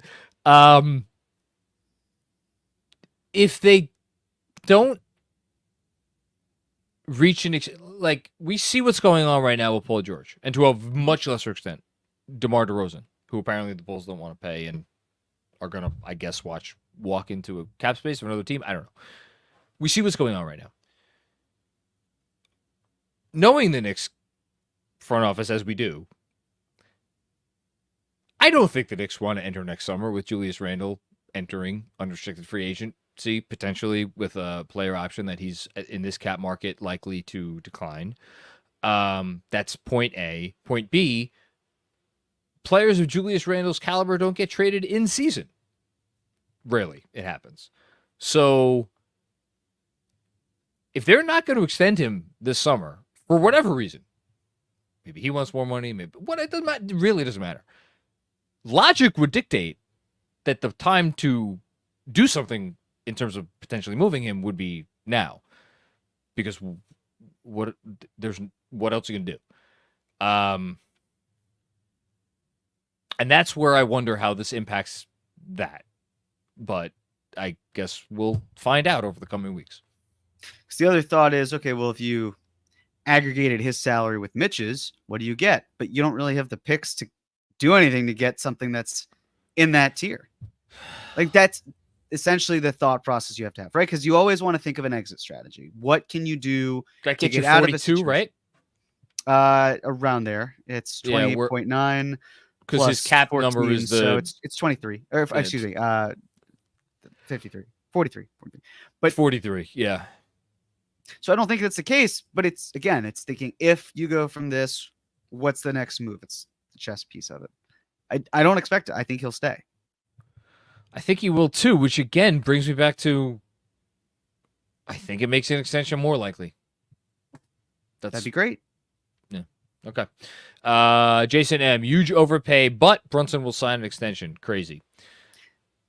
We It's the talked about cost. the overpay nature of this, but That's the cost, because I position this to Prez, because I've had back and forths with Prez about the merits of Mikal Bridges and not. And this was in the era, the like week to 2 week window where I was like, go for it. Like, I'm ready to go into a cap or no cap and talk about this and why it works. And then I was like, no, it doesn't. And one of the things I said to Prez was, look, consider this. If Mikal Bridges were the difference between Jalen Brunson signing a max extension or waiting and signing a max contract, that is worth its value alone. And Prez, who at the time was thinking like, look, I just don't get the Bridges hype in quite that way that others do. Like, I concede that's at least something to consider, and that's a valid point. And here, like, there's no reason why Jalen Brunson shouldn't take the max extension. I mean, well, there's one. It's that he's worth more than that. It's a lot of money he's sacrificing. But he talks about winning and how important that is and money not mattering. Yeah. He's gotten everything that he would want in building this perfect team right here. So I would hope he signs the extension, and that is a driving factor for it. You know what Julius plus Mitch get you salary wise? What's that? Anthony Davis. It does. It does get you Anthony Davis. With no picks to boot, really, but yeah. Yeah, I don't think that's happening. No. Okay. Draft Bronny at 24. There it is. That's a hostage situation. What was that movie that I was thinking of with the hostage thing? The Samuel L. Jackson movie with the guy who's canceled now, Kevin Spacey. That narrows it down. The Negotiator. I haven't seen that. I think that's the name of the movie, The You Negotiator. couldn't think of the name. What do you mean you couldn't see haven't seen The Negotiator? It's a good movie. It's a Okay. very nice movie. On my watch list. Good call. I can't say I've seen it though. But Kevin Spacey is actually the darkest person in that movie. somehow I agree. Look at him and look at me. Jesus Christ. What are we doing here? Robert W. Cross. It's appropriate. Pretty great to see Kevin's reaction on the KFS Patreon tonight. Let's keep it in perspective, though. The Knicks are winning the NBA title next year. Hashtag the chip. Yes, Robert, we will keep it in that perspective. They could do it. Certainly they could do it. This team is built to beat any team. Close game, 5 minutes left. I'll take this squad over Boston, certainly. And I think they're going to be in a lot of close games with 5 minutes left against really good teams. Against not so good teams, I think there are going to be a lot of games that are not close to 5 minutes left. So there you go. Yeah. It's an exciting day. Draws off with another one. This is the greatest front office this team has ever seen. Give Dolan credit for ponying up for these guys and righting the ship. We haven't mentioned James Dolan's name tonight. There have been not so subtle hints from, again, the GOAT, Ian Begley, over the last few years that, like, what does James Dolan want? James Dolan likes incremental improvements. He wants to see that you're going to be better this year, the year after, the year after. Something tells me James Dolan's going to wake up with a big old shit-eating grin on his face tomorrow morning. Just throwing it out there. I also would imagine he's not the biggest friend of Josiah's. So Oh, you think? to be able to take their best player and add them to yours, and the question is Mikal Bridges the third best player on the Knicks? Is he the fourth? Like, that is a different. It's all good talk. It's the Knicks. Look at what they did. Look at the direction they're heading, and look at the direction the Nets are heading, which is a race to the bottom. That's where their mindset is. So yeah, I mean, it starts at the top, and think about how much crap we've had to deal with because of poor decision making that started at the top. But also, the best decision that James Dolan's probably ever made has everything to do from the basketball side of hiring Leon Rose, and he deserves all the credit for that. It is the best decision he's ever made. And I just want to say for Jalen Brunson is going to be 28 on opening night. So when that last pick conveys, Jalen Brunson will be 35 years old. It's not young, but the notion that, like, the Knicks can't have a bit of a sustained era here where they're at least like, obviously we're talking about championships or championship singular. Let's get one, guys. But like, I think they're gonna be good for a while. Like, why wouldn't they be good for a while? So that's why I think 4 are protected. This feels like this is sort of stating the obvious, but and the Knicks can do more, right? But this feels like the last summer that the Knicks plan on really. We're not done yet, right? The avenues for adding more talent in 2025, slim to none. I don't want to say it's non-existent, right? But you don't have draft picks now. You've pretty much cleaned out all of your draft picks. Both the 2025 picks are gone. The Nets pick that you had, that's presumably in Brooklyn. I believe that's what it was reported. You lost your own 2025 second because of tampering. Okay. exceptions that you could use, and maybe there's some that will be available, like presumably a taxpayer mid-level exception. That's it. Like, that's really all that you can do other than based on veteran minimum signings, which okay, but I don't think that's the case. You're looking at this summer is really your window to move players that you would want, and to, like, in the draft, they've got 24 and 25 and they have 38. If there's a player you like, go get him, because you're probably not going to get a player you like for another 2 years. And it's going to be the draft, and the ammo you have to move up, not really there. Like, if that's where your head is at. And also, if you wanted to draft 2 rookies, do it. Currency in a lot of teams is going to be, Kevin and I were talking about this last night after the pod, and he made a great point where he was talking about how the new currency with these teams is going to be rookie scale guys that are on your depth and like at the end of the bench. But you talked about this in a recent episode, and who was talking about this today? I think it was on the Low Post.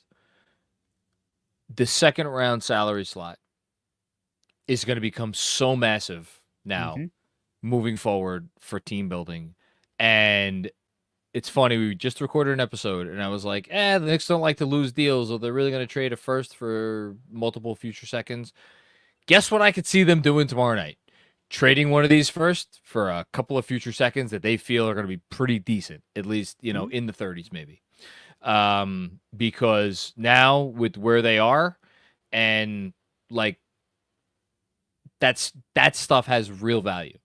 If you need to find margin talent, especially because as of right now, the Knicks haven't solved something, and there's still time, of course, but Knicks haven't solved the backup ball handler position. John, who could you use that second round rookie exception on? Say his name. I'm going to give you the beer if he signs for the amount that I told you. Nah, he's not going to sign for that. It's Rokas. He'd be. Is there a rotate? But there's no rotation spot for him. But the moment a player goes down, they're very easily. Yeah. Like, also, this is the other thing. If Rokas Jokubaitis is waiting for a rotation spot in order to ensure that he's on the Knicks, he's going to be waiting a long time. He might as well spend the rest of his prime or his prime in Europe. I got to tell you, I'm so fascinated to see what they do tomorrow night. I'm going to be watching tomorrow night with so much more interest now than I already was because of the trade. Okay, let's keep going. Next up, Jessica, Squidward comes home. Is Josh Hart going to get fined for tampering? He might. He should. No. Thanks, Jessica. Juanon, the Prophet predicted 2 trades, 1 down. The Prophet is Robert Randolph, if anybody's wondering. What's the next domino to fall? He's thanked the Mitch on X. Is that next? Leon Rose is the Vin Diesel of GMs because the man is all about family. # fire tips. You think that it's possible that they move out Mitch? I would be very surprised by that. Just, again, not rational, there's reasons to move him in addition to losing Hartenstein. I don't know. It would surprise me at this point. So here's the thought. Do you believe that when the report came out that the Knicks were looking to move Mitchell Robinson, or at least taking calls, whatever you want to call it, whatever the correct verb is there with the action they did, do you believe that when that happened, the Knicks felt confident about Isaiah Hartenstein, or that they were... Okay. All I'm saying is that it might take a while for things to happen and then leak. Oh, that's fair. Like, conversations that could have happened a couple weeks ago are reported, but that doesn't mean that they just happened. Or they just happened and they're being reported. And a deal like this doesn't happen in a day, And, we should by the way. Yes, go ahead. What? Go ahead. No, what were you going to say? I was going to say, it's why I still keep wondering if you care about rim protection and you care about offensive rebounds, but you care about offensive rebounds less, but if you also care about health, which the Knicks certainly do, but they brought in someone that you would hope would change anything from a health perspective. Like if it's for OG Anunoby, where you feel like, oh, there might be someone to help put something in that like gets him on a better track. The same could be extended to Mitchell Robinson. But I have to keep going back to the same point, which is that this front office did not draft Mitchell Robinson. Yeah. They didn't even extend him. They brought him back because we talked through his value. And I get it. You could say, like, they're not going to give up on him. They're not going to have fives that they don't trust. But there are other teams that have trusted lesser talent at the 5 and been fine with it. Look, they spent a lot of time playing Jericho Sims last year at the 5. Not by choice. But my point is, yes, right? But they felt like they could make it work. Like, yeah. Precious does a lot of that. How much do you think Precious Chua is going to make?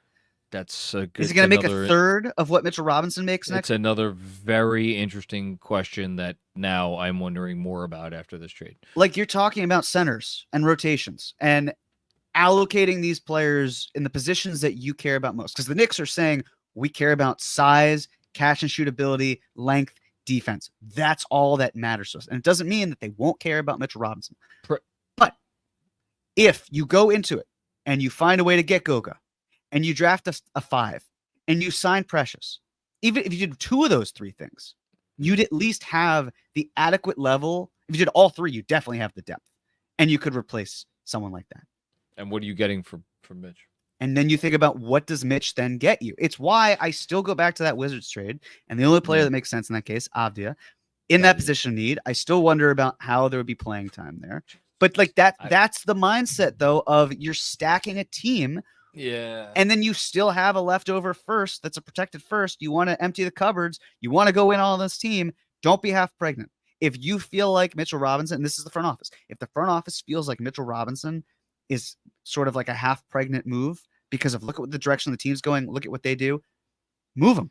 Don't be half pregnant. And you could do this at the deadline too. But that's just, I just can't shake that feeling. And I've been wrong about things this summer. I was right about things last summer. It happens. I was wrong about things last summer. Maybe I'll be right about some things this summer. But something doesn't feel good about Mitchell Robinson to me. And I could be on an island, and that's fine. And we'll see. But it would fly a little bit in the face of what they're trying to do. Not saying what he has isn't important, but from a cost perspective, from a talent level of positions, it's the versatility. I'll just say that Precious Chua makes a lot more sense with this team now in terms of how they may be leaning towards playing than he did yesterday.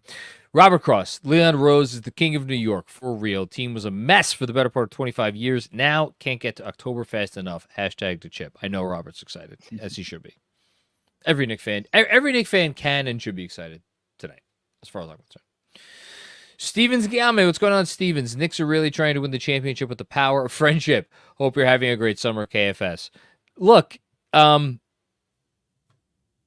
can't believe I'm going to reference this.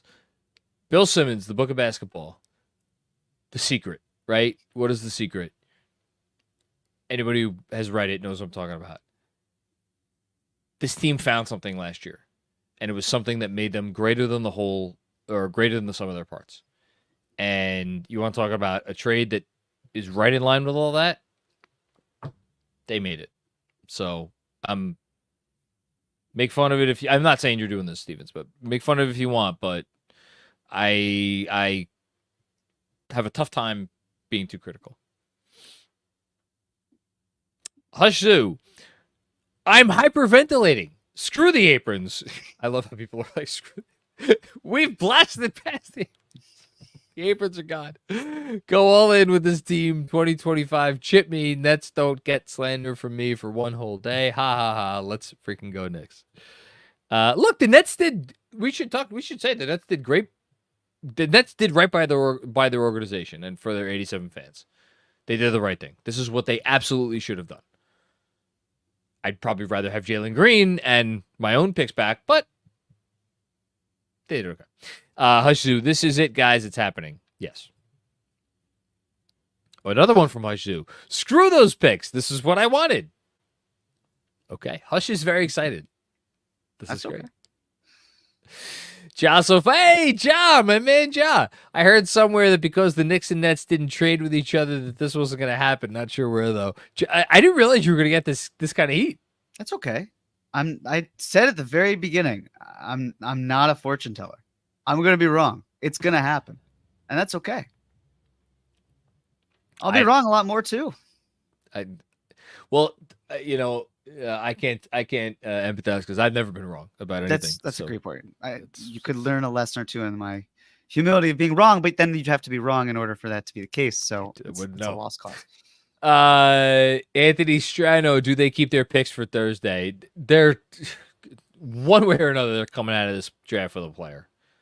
It might only be one, but they're coming out of this draft with a player. I would, if the over under was set at 2.5 players that they that they wind up using picks in this draft to acquire. Are you taking the over or the under?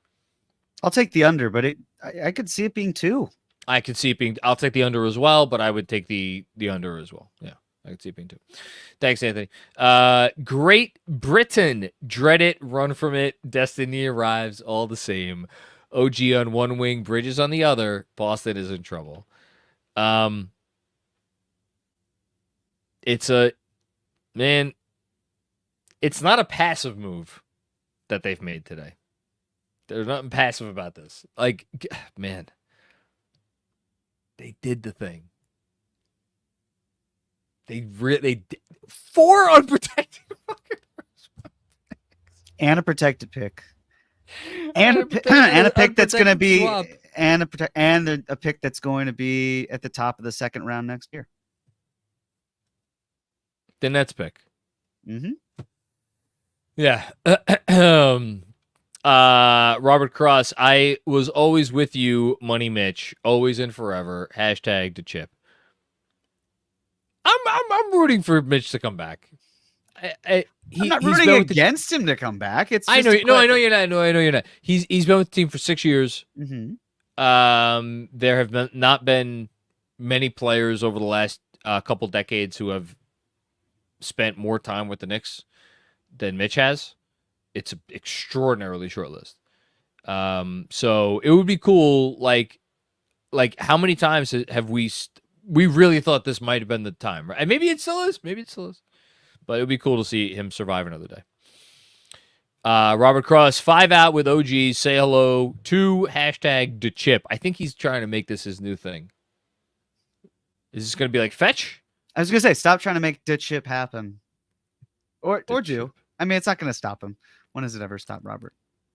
Listen, the man said hashtag 53 wins, and they won how many games? 53 games. So if he wants to say the Chip and it potentially happens, I'm going to be okay with him saying the Chip. Excuse me. If they win the Chip, I'll hire the party bus for you, Robert. Group effort. Cosign. Exactly. But that's it, Robert. No conference finals party bus, no finals party bus, the Chip. We got to be on the parade route. No, at this point, we don't do party buses for conference finals anyway. I agree. It's finals or bust. I'd like to see them make conference finals. I'm just saying they didn't do it for the first time in 25 years. Yeah, same. Just no bus. That's all I'm saying. No party bus for the conference finals. Oh man, Ben Kim Gervy. Hello, Ben. It was great seeing you tonight. It was great seeing all of our patrons tonight, including you, Robert, and Kevin. Bridges demanded the trade. Holy crap! Yeah, that's the part. I mean, I mentioned it earlier, but like, it should not be lost on anyone. Think about that for a second. 2, what does that do to your cap? 3, what does it mean for the draft? Dunn off the table. No, I don't think Ryan Dunn's off the table. I don't know that they're going to take him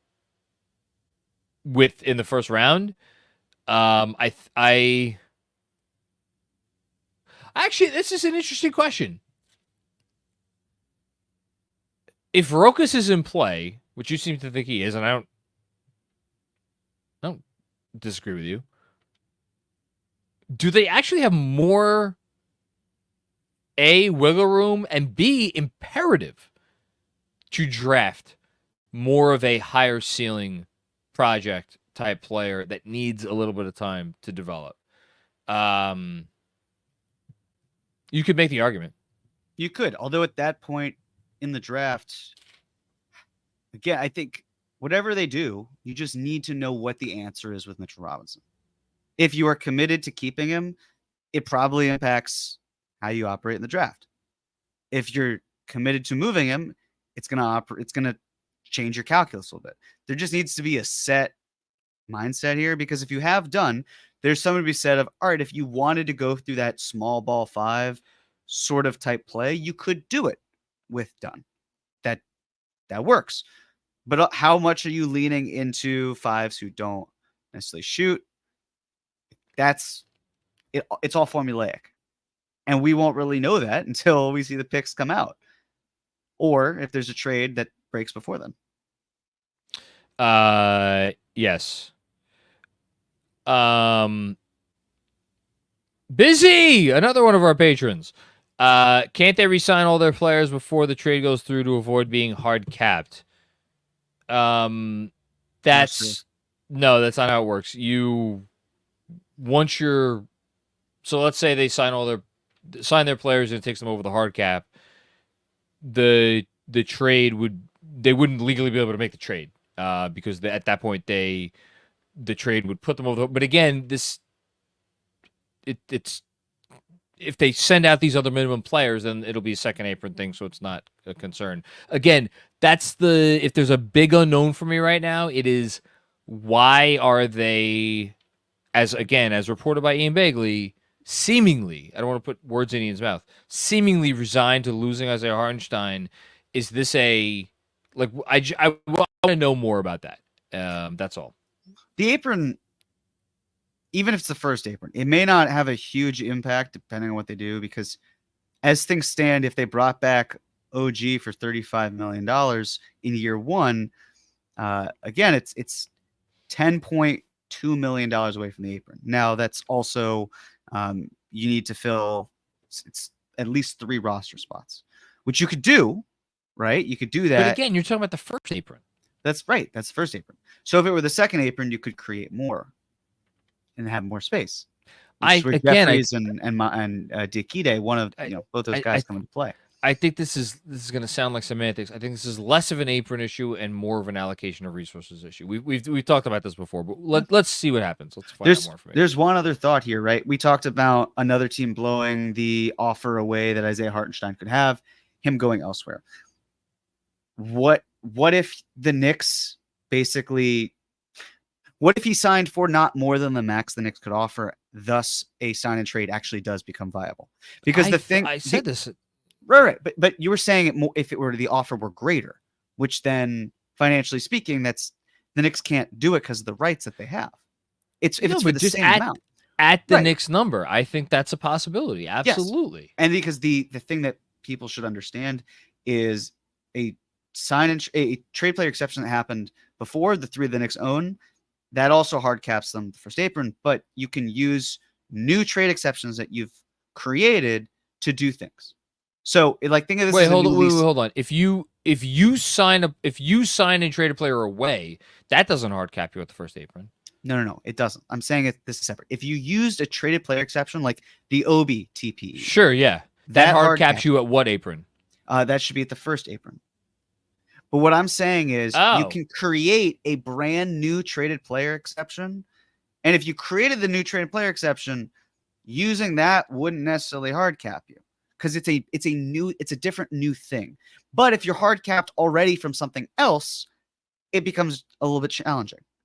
The bottom line is you can still create an avenue to add money, but you still have to fit below that first apron because you got. Let me make this very simple. Yes. If the Knicks are not hard capped at the first apron, and they trade away and they sign and trade Isaiah Hartenstein to whoever and create a $16.2 million traded player exception, and they then use that traded player exception to acquire a player, they would not be hard capped at the first apron if they did that, or would they? It wouldn't be the first. I believe it'd be the second because that's what I thought. It would be at the second, right, which should be again, the math in my head. I think that would be fine.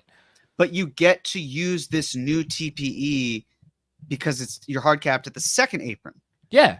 But at the first apron is where you'd be hard capped if you use the old TPEs.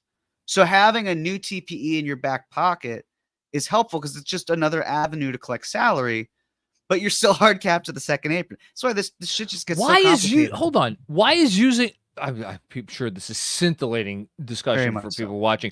Why, if they use the OB traded player exception today, that you're saying that hard caps them at the first apron? Yes. Why?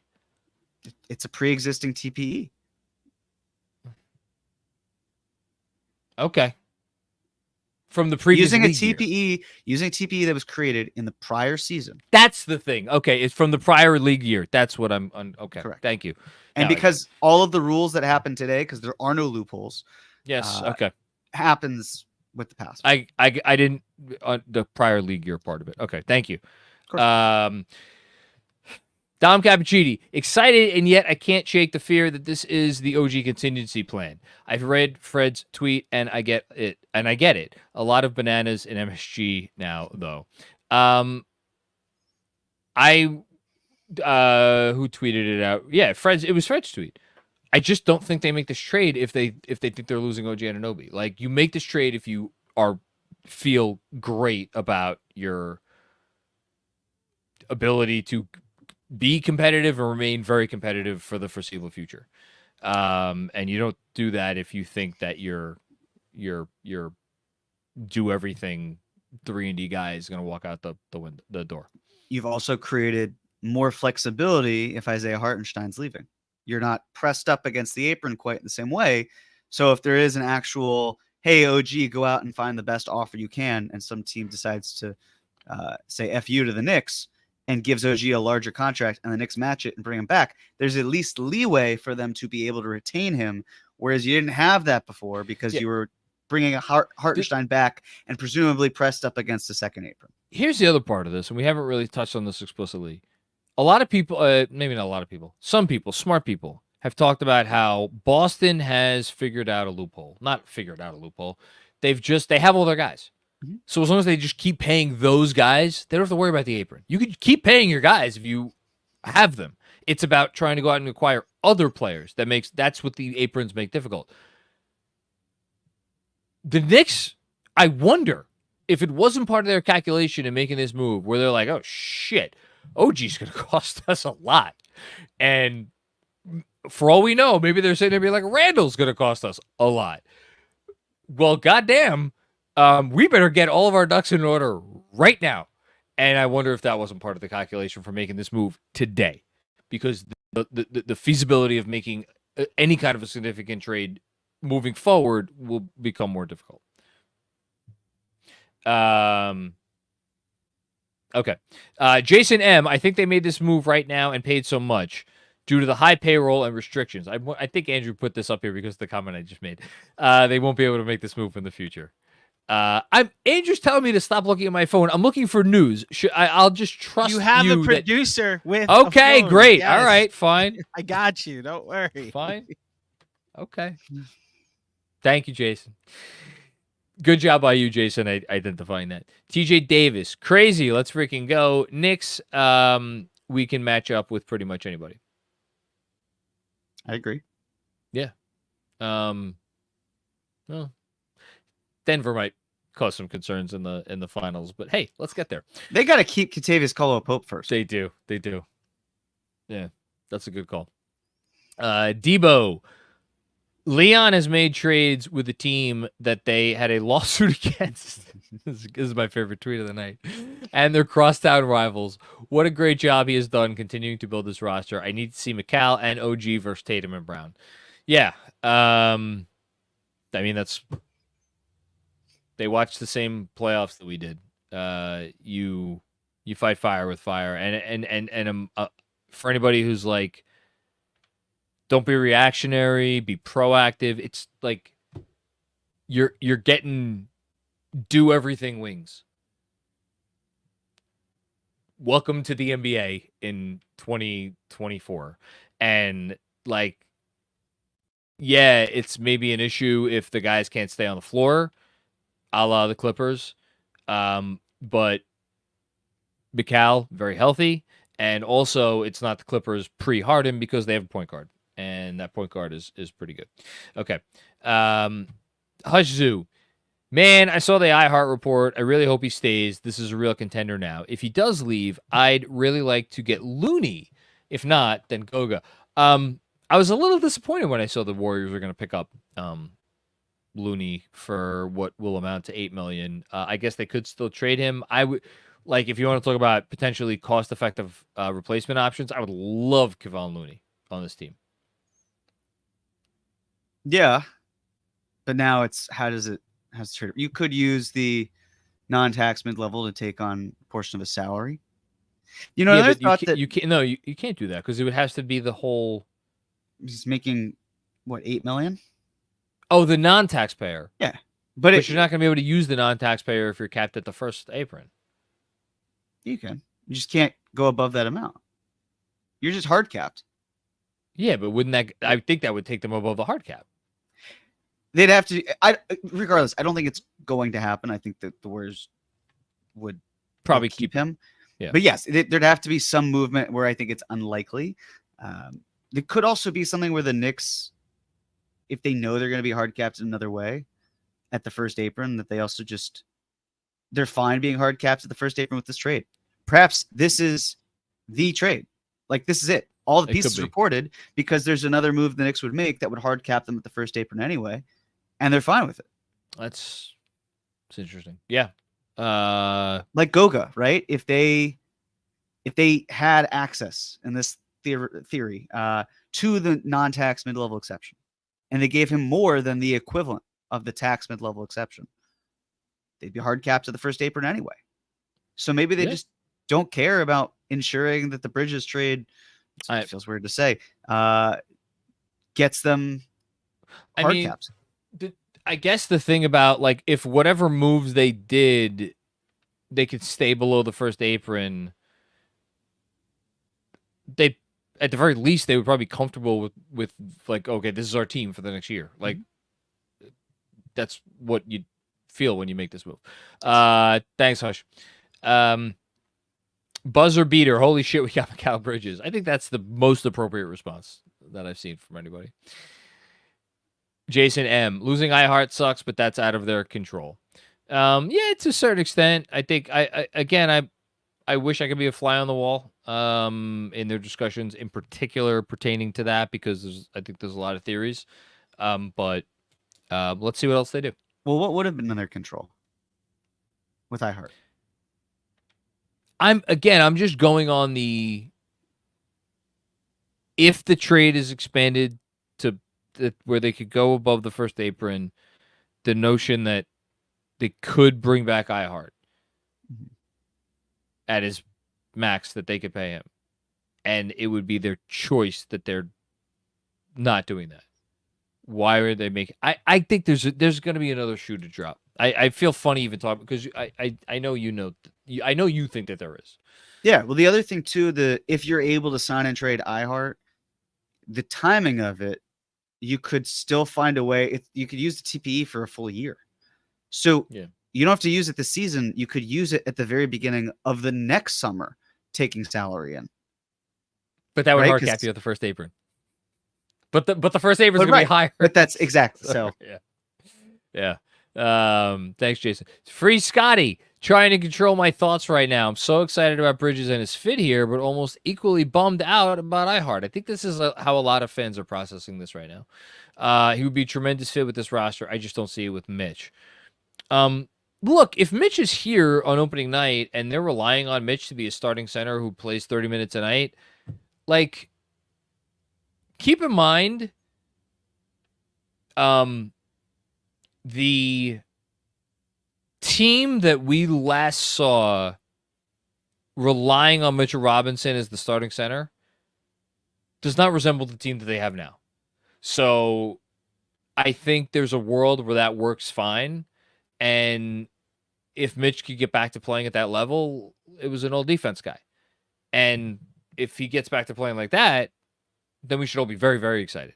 Because you put that dude that we saw at the beginning of last year with Mikal Bridges and OG Anunoby, then we could have some real conversations.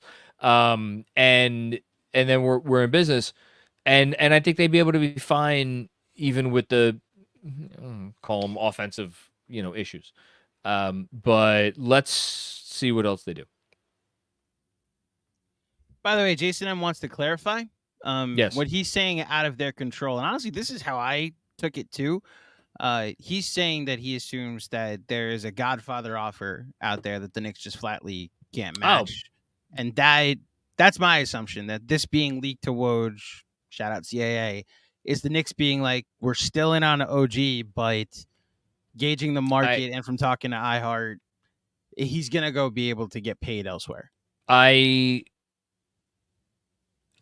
took it to mean that the Knicks are no longer going to feel comfortable / be able to give him 4 years and $72 million.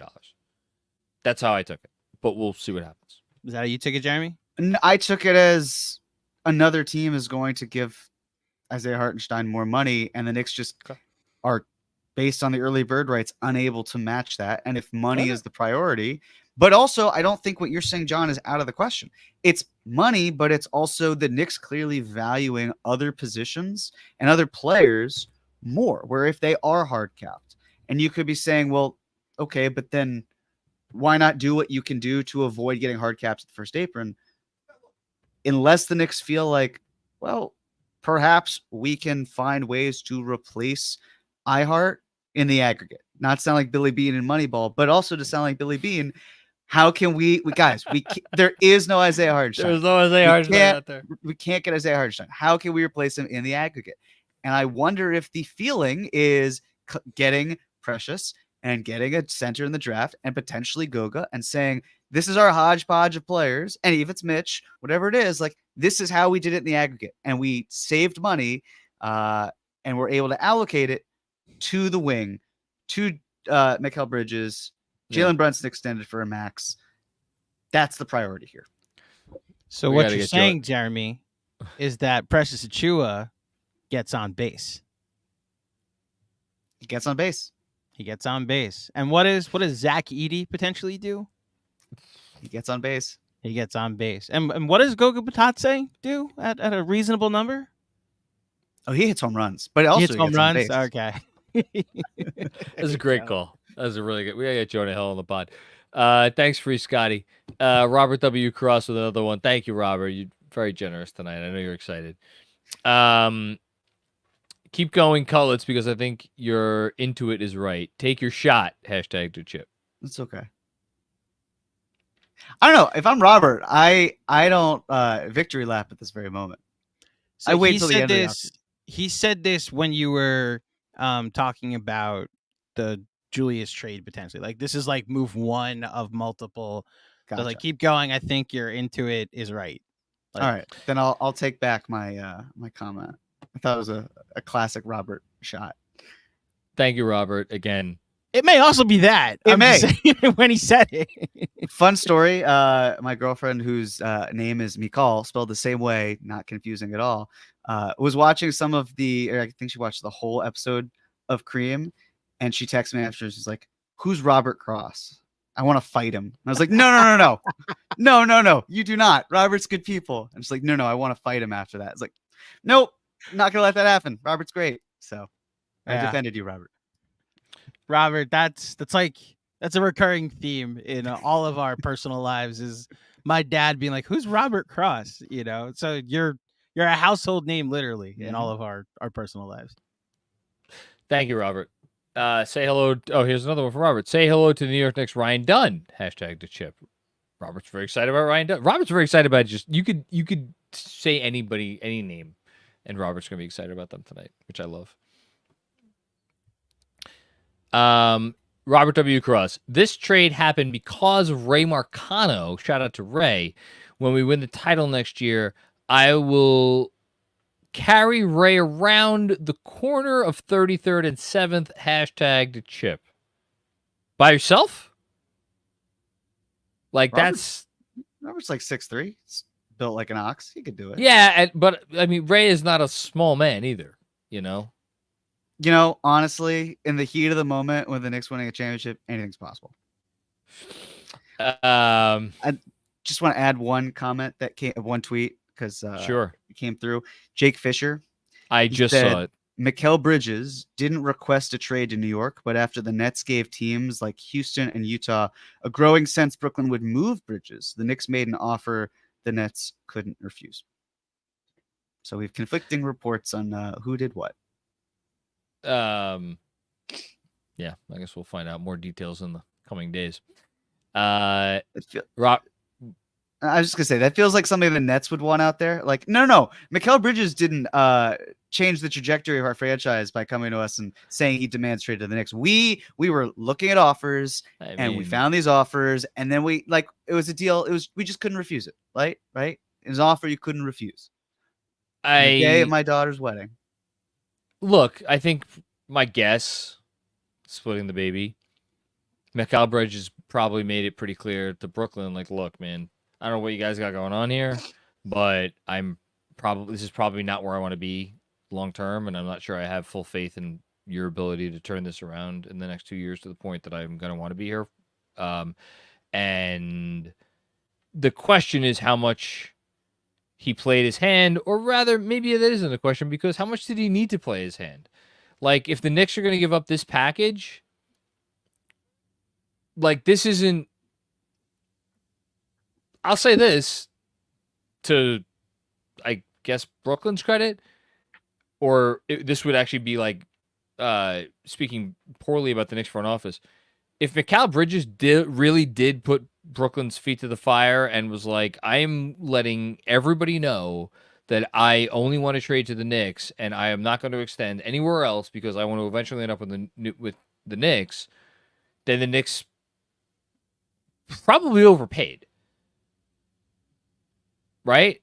Now you may look at this and say, well, the Knicks overpaid it, regardless. It's just like the whole point of going and saying, I want to go to that team. Now, Anthony Davis did the same thing with the Lakers and the Pelicans a few years ago, and the Lakers still gave up everything and then some. So it's not like saying, I want to go to that team. I mean, Jesus Christ, look at Kevin Durant. Kevin Durant said, I only want to go to the Suns. The Suns gave up the greatest trade haul in the history of trade hauls to get Kevin Durant. Like, it doesn't really matter. Maybe. So, again, the truth probably lies somewhere in between. Robert Cross with another one. Legend of GMAC, can we get KFS t-shirts? Wake me in October. Oh, my God. Hashtag to Chip. No. That's great. Hold on. T-shirts go through me, right? That's true. And here's the answer. No. The answer's no. Yes. That's two no's. Thank you, Robert W. Cross. I'm thinking, when should I ask these two gentlemen for a pee break? Robert W. Cross, it's your boy John. I 100% endorse this trade. Hashtag to Chip. Robert's very excited. Robert W. Cross, it's your boy John. First time, long time. Yearn, baby, yearn. This is what we yearn for. I didn't even realize that I was yearning for Mikal Bridges. It happens. Sometimes you got to yearn. Dom Cappuccini, do you know why Leon isn't done yet? Dolan is still waiting for the capital T, the capital S superstar. I think Dolan's going to be very happy with this. That's my I would agree. feeling. I think Dolan's going to love, and the fact that they got like this, I would argue for Dolan means more than trading for Giannis or whoever. That's going to sound insane. I think Dolan is loving this. I don't know. Box office has always appealed to Dolan. I think building a contender, but also building a contender when you bring in a superstar, that's... What does he care about? He cares about putting out the best entertainment product, which means fannies are happy. Fannies are cheering. Right. This city loves this team. And now they're going to love it even more. I'm not disagreeing there. It's more, what's better than building a contender? Building a contender with like the best players in the game. And you've got one of them with Jalen Brunson. But I'm just saying, if you were to add a box office name that, like, my parents aren't the biggest basketball fans. If I said Giannis Antetokounmpo, there's a decent chance they would know who that is. If I said Mikal Bridges, they would say, they're not going to know who is that? That's fair. But do you think that matters, especially if like the Garden's still packed, or your calculation in the end, if you get Giannis, you could raise prices, the price of the ticket goes up. It shouldn't matter from a winning standpoint. It's winning and the biggest names in sports in MSG 41 nights a year and the playoffs. That's not Mikal Bridges. And that's fine because the Knicks are still building a sustainable team that's going to be good for several years. But also, it's not a big name. Again, that's okay. It's just not that. It would be a cherry on top. Think of it that way. Build the winner, build a contender. That's the important part. That's the most important part. But also have those players, have that team driven by talent that is known by all. That's all I'm getting at. I think Jalen Brunson is. I think he satisfies that desire. It's not in question. It was about a second one. That was it. I know. Because that's what the big piece was for.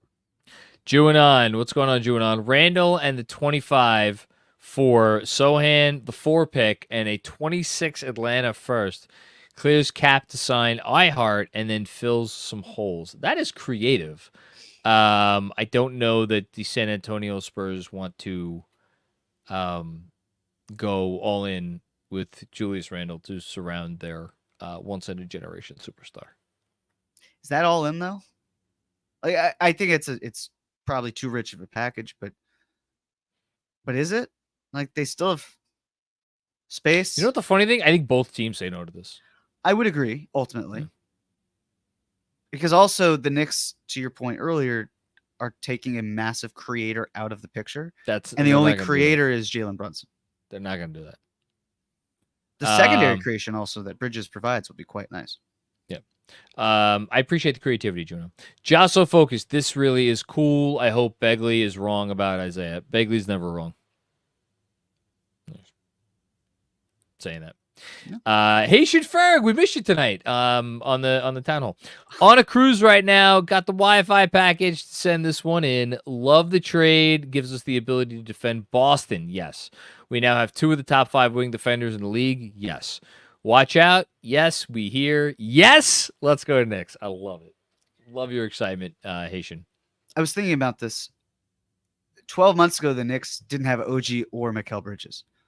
And for years, they did not have great wings. And now they have 2 that they can hang their hat on. It's pretty cool. It's extraordinarily cool that they have remade their team in the fashion that they have. Go pee. You're good.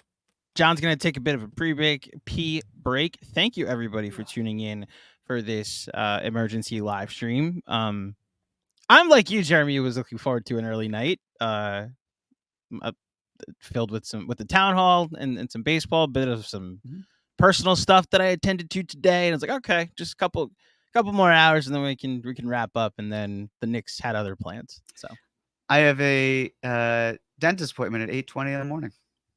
So I was thinking we'd be great. Yeah.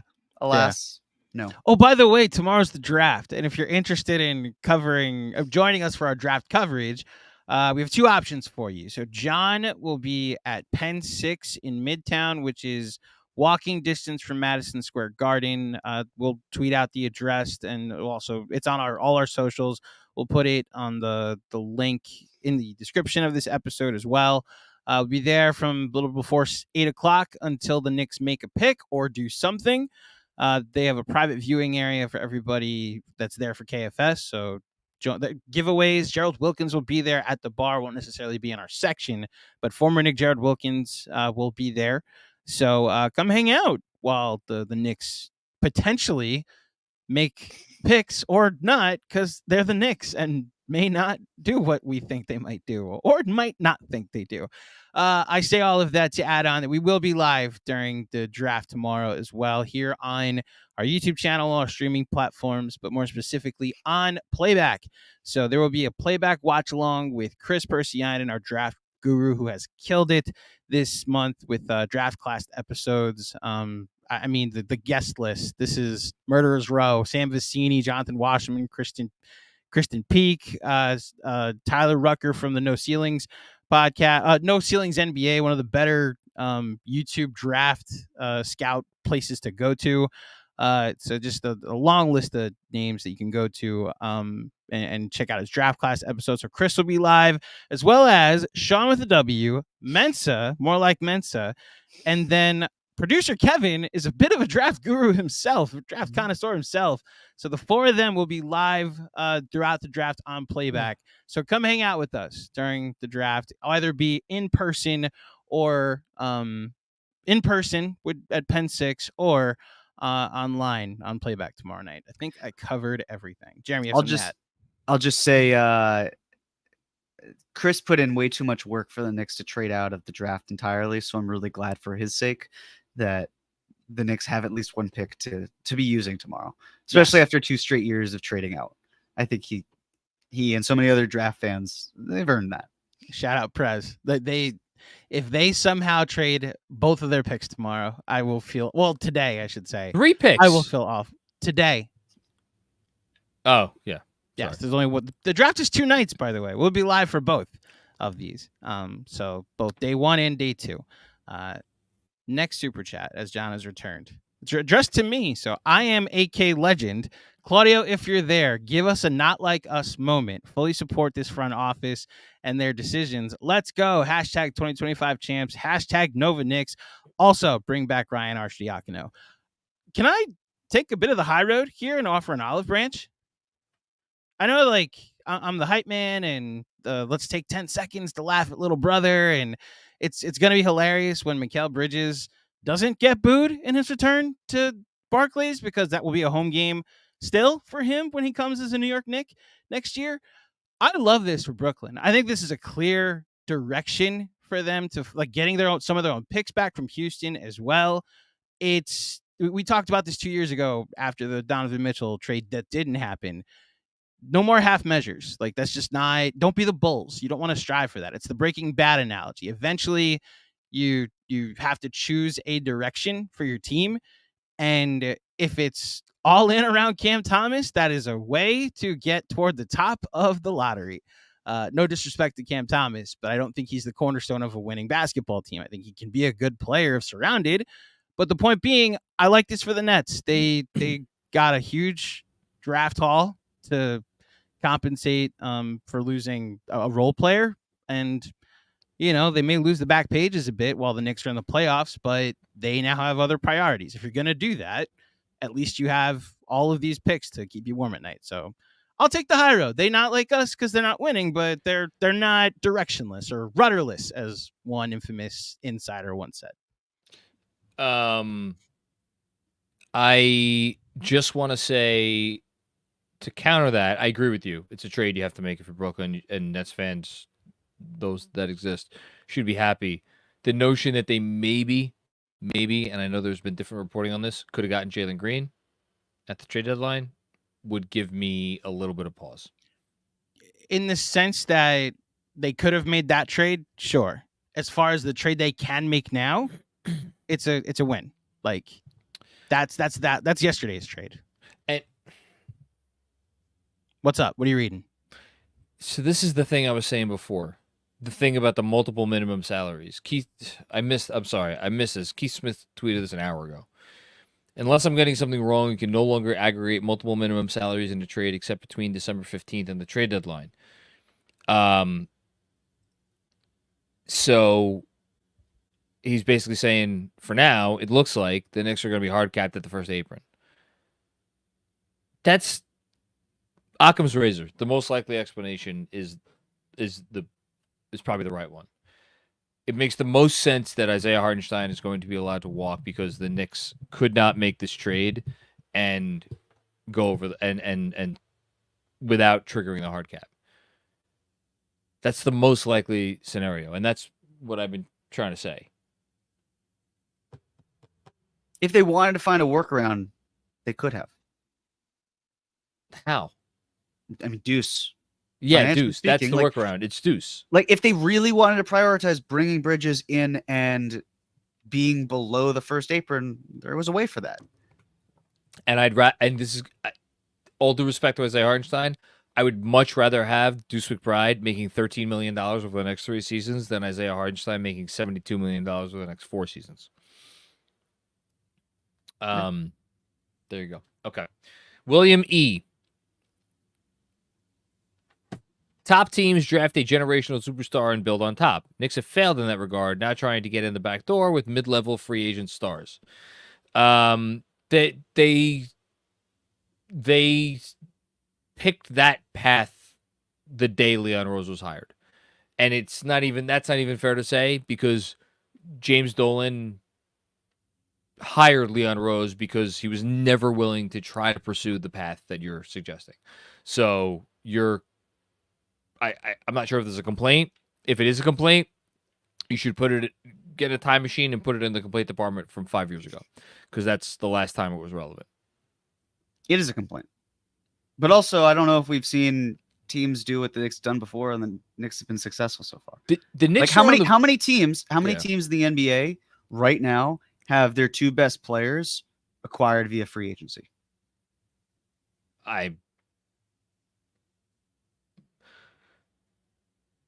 Via free agency, it's even you go beyond that. It's like now at this point, the Knicks' top 6 players have been acquired via free agency or trade. I could say unequivocally that is not the case for any other team in the league. And I'm not sure how many teams, like, this will be a fun when I have nothing else to write about over the summer. How many 50-win teams have had the top 6 players on their roster be the product of not drafting? It's probably not a ton. But again, like, the cost of signing Jalen Brunson and Julius Randle was a 2nd-round pick for tampering. Yeah. If the Knicks didn't get to draft Jalen Brunson, but it feels like they had extended him, and we don't think back to, I can't believe the Knicks didn't draft him. Jalen Brunson's here. How you get the player, as long as you have a balanced team that you feel can contend, who cares? Who cares where you're from? It's where you're going. William, to your credit, I've gotten on this podcast at various times over the last 4 years and openly said the Knicks are trying to do something in a way that has never really been done before. No one should be disputing that, because that's literally what they are trying to do. Boy, oh boy, does it seem like they're pretty close to doing it. We'll see. Kevin Danishevsky with another one. Jeremy, I love you, but come on. Kevin's always got something to say. Always fucking something to say. This is about leaning into defensive identity history. DeBusschere was not a traditional star either, but he was the final piece. That, as MasterCard says, is priceless. We're comparing Dave DeBusschere, who is one of the top 75 players of all time and who is not arguably, unquestionably the greatest non-center defender the NBA saw over, I don't know, the first 30 years of its history, with Mikal Bridges, who's a wonderful player. Mm-hmm.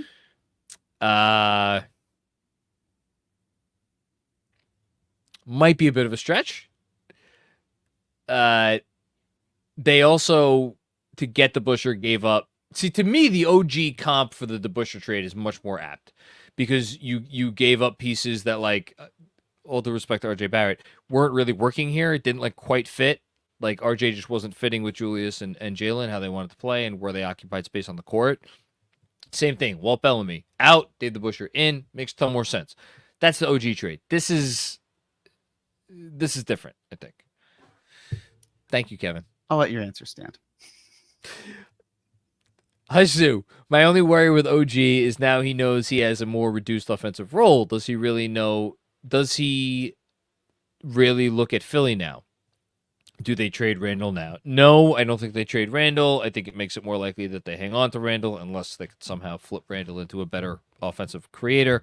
I have long thought about OG that money talks. And he is going to take one from the Rod Tidwell playbook. And he's going to make Leon Rose do his best Tom Cruise and Jerry Maguire impersonation. And I think especially after this trade, Leon Rose is going to absolutely do what he needs to do. Do we think that the creation levels or the usage rate, I should say, is going to change that much between Dante DiVincenzo and Mikal Bridges? I don't think it's going to be that significant. Bridges is going to have to sacrifice in some capacity. I think there's going to be a much more egalitarian Knicks offense. And I think that starts with Jalen Brunson.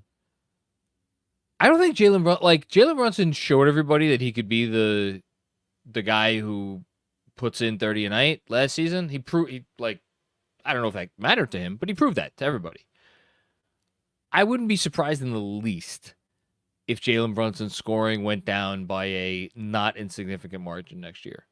And we saw something like Jalen. I'm not saying he's going to average, 19 a game. Jalen Brunson, 25 a night. Julius around 24, 25 a night. Mikal, high teens. OG, high teens. Dante, maybe a little below that. And Josh Hart is going to shoot the ball 3 times a game. That's what I'm guessing we're going to see. And whoever plays center for the Knicks next year, Single digits. Negative. They're the first negative negative usage one, rate yeah. in the history of the league.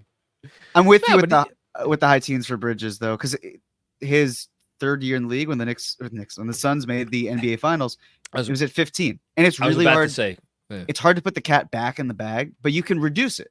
You can bring it more to a simmer, which is where he was at 19 before the trade was made. I could see him being 17, 18, 19 and being comfortable with that and it not really affecting OG that much. Yeah, and like Dante was a 20-point per game guy from January 29th on, which is, again, when Julius and OG went out. Like, if Dante hits 3 threes a game and then puts in another couple of buckets, okay, it's 13 points. I could see that. 13, 14, somewhere around there. OG, here's the point. Can you get OG up to 16, 15, 16, 17 points a game? I think he can. And if that's what he wants, I think there's a way to get that for him. I'd agree. Dan Hidalgo, potential hidden bonus. Unlike OG, the Nova Boys seem like they would be willing to take cap-friendly extensions. Jeremy talked about this already because they want to be here and want to win. Yes. I don't think any of them are going anywhere. Bernard Richardson, pick your side. 3-point Selly edition, JB or Mikal. Pick your side. 3-point Selly edition, JB or Mikal. What am I missing here? They just have different ways of celebrating their 3-point shot going in. Oh, what is Mikal does something with the arm? Isn't it like injected into my veins? It's the same thing with this, but he does this. For those who couldn't see, I was injecting something into my veins. Not literally. I was memeing that. Andrew, it's late. It's been who 4 knows? years. I've been telling you, knock it It's off the time to- hydrochloroquine. This is who's my quarterback? And you got on me about the fucking Yes, skin yes. tone And it was deserved. Moving on. Next question. I'll pick JB. Chibo, Brunson, Mikal, OG Randall, I Heart Bench, Dante, I Heart Deuce. This potentially looks like the best team in the league. Take away I Heart and in someone who is very playable. We got a Rokas thing hanging out there. Let's see what happens with that. They're going to go in next year. I'd be shocked if the Knicks weren't at least 10-1 betting odds for winning the championship. If I had to assume right now, I would guess that the sports books will give them, I think, 10-1. You think? I'd hope so. Around there, whereabouts. Thanks, Chibo. I'm gonna look this up while you You answer think it's the already next- up? Yes, Okay. they absolutely have it up. Mark Sable, what's going on, Mark? It was my birthday this weekend. Happy birthday. Happy belated. And the Knicks couldn't have given me a better present. Can't wait to see Mikal on this team. I'm with you, man. I'm just excited to see him. I'm excited to see what he looks like. I'm excited to see them play with him. And, we're going to get lineups with all four Nova guys. The first time that all four Nova guys take the floor is going to be such a cool moment. I'm going to be so excited for it. I agree. Thank So, you, Jeremy, what do you think the Knicks' odds are as far as to win the East? Do you think they have the fourth best odds, third best odds? I'm gonna say fourth best. John? Is this updated post trade? I just logged into an unnamed sports book because they haven't sponsored us. I could see them still being fourth in the East. And if you put a number on it, this is just to win the East, by the way, to win the conference. What is it? Plus it would be Plus. a plus number. Okay. Yes. I'll go 800? plus 900. Plus 900. The Knicks are now plus 450 to win the East. They have the second best odds. Wow. And then you go to win the championship. They also have the fourth best odds at plus 950. So I was right. 10 to You're 1. very close. Yeah, you said 10 to 1, so that's about 10 to 1. But I'm assuming this line has moved, though. That it went from 13 to 1, 14 to 1. It is now under because the money's on the Knicks. Who has it's Boston, Denver, and Minnesota? Oklahoma City. Oklahoma City, okay. But they have almost identical odds of plus 900 to the Oklahoma City Thunders. Thunder. Just one Thunder. There are not multiple Thunders. No, not multiple. Good info there. Davey Vic. Hey, what's going on? My man Davey, who I met last week. Didn't happen the way I thought, but I said this 4 days ago. Bridges and hopefully OG will throw people up against the lockers. Throw in Deuce, Hart, Healthy Mitch. I'd be shocked if they gave up a point. They're gonna be a beast defensively. It's like, again, credit to Fred Katz, who wrote last summer. The Knicks are very cognizant about what they have with Jalen Brunson and are building a roster around Jalen Brunson. How do you build a roster around Jalen Brunson? You get guys like this. Put aside the friendships. Everybody who the Knicks have acquired since they signed Jalen Brunson makes complete and total basketball sense on the floor with Jalen Brunson. Thanks, Davey. Dennis D. Sabato. I don't love it. Okay. This many picks should go towards a deal for a star. Bridges is a nice player, but not a Booker Giannis or even a Spida type player. He's not. Just me. I would rather have him on this team than Donovan Mitchell. That may sound crazy. I'll take Mikal. You're going fit over talent. Yeah, I can't disagree with that. Like Donovan Mitchell is one of the 10, and he's probably around 10 best scorers in the league. Mm-hmm. I think on this team, Mikal Bridges makes more sense. I just do. And the argument there, if we want to talk it through briefly, is that's 6'1" players next to each other. And the Knicks went in the complete opposite direction. The nice thing about the Knicks is they're building a team around Brunson that is the most ideal possible, which is we get that you are a smaller player, so we're gonna surround you with players that give you offensive focus, but also length. And Brunson's no slouch. He takes a ton of charges, so it's not like he's just terrible on defense. Like, there aren't a lot of weak links. He does. There aren't a lot of weak links. And I think in a game where height and size and length is so important and versatility, it would be harder to have Donovan Mitchell in there. That doesn't mean Donovan Mitchell's not an incredible talent. It just has to do with fit. And the Knicks have clearly shown that the fit comes down to more of that length. Yep. Nothing to add. Dom Cappuccini. There is always Goga, right, Jeremy? I've seen him shoot in Indy. I'll say it again. I'm more curious what they do tomorrow night. If they draft a center tomorrow night, I'm gonna pay a lot of attention. I'm going to do a lot of homework on who that center is, and like watch tape and the whole thing, because that's, again, it's going to tell me a lot. I'd hope Goga, if here, doesn't shoot, because he's not a great shooter. Didn't shoot a lot. I think his role would pretty much just be a 5, be the more traditional Yeah, type of player the Knicks have had. For $5 million, or more, no more than $5.18 million, whatever the hell it is. Read Thanks, New York Tom. Basketball's last tweet. I saw I saw it. I disregarded your instruction about not looking at my phone. In the I know. Fisher art. Go ahead. What? Continue. In the Fisher article, Kyle Lowry has even been mentioned by NBA figures as a target for New York in free agency, sources said. Sign me right the F up. On the minimum? Why not? Well, he would, No, I don't but- think he'd be making more than the minimum.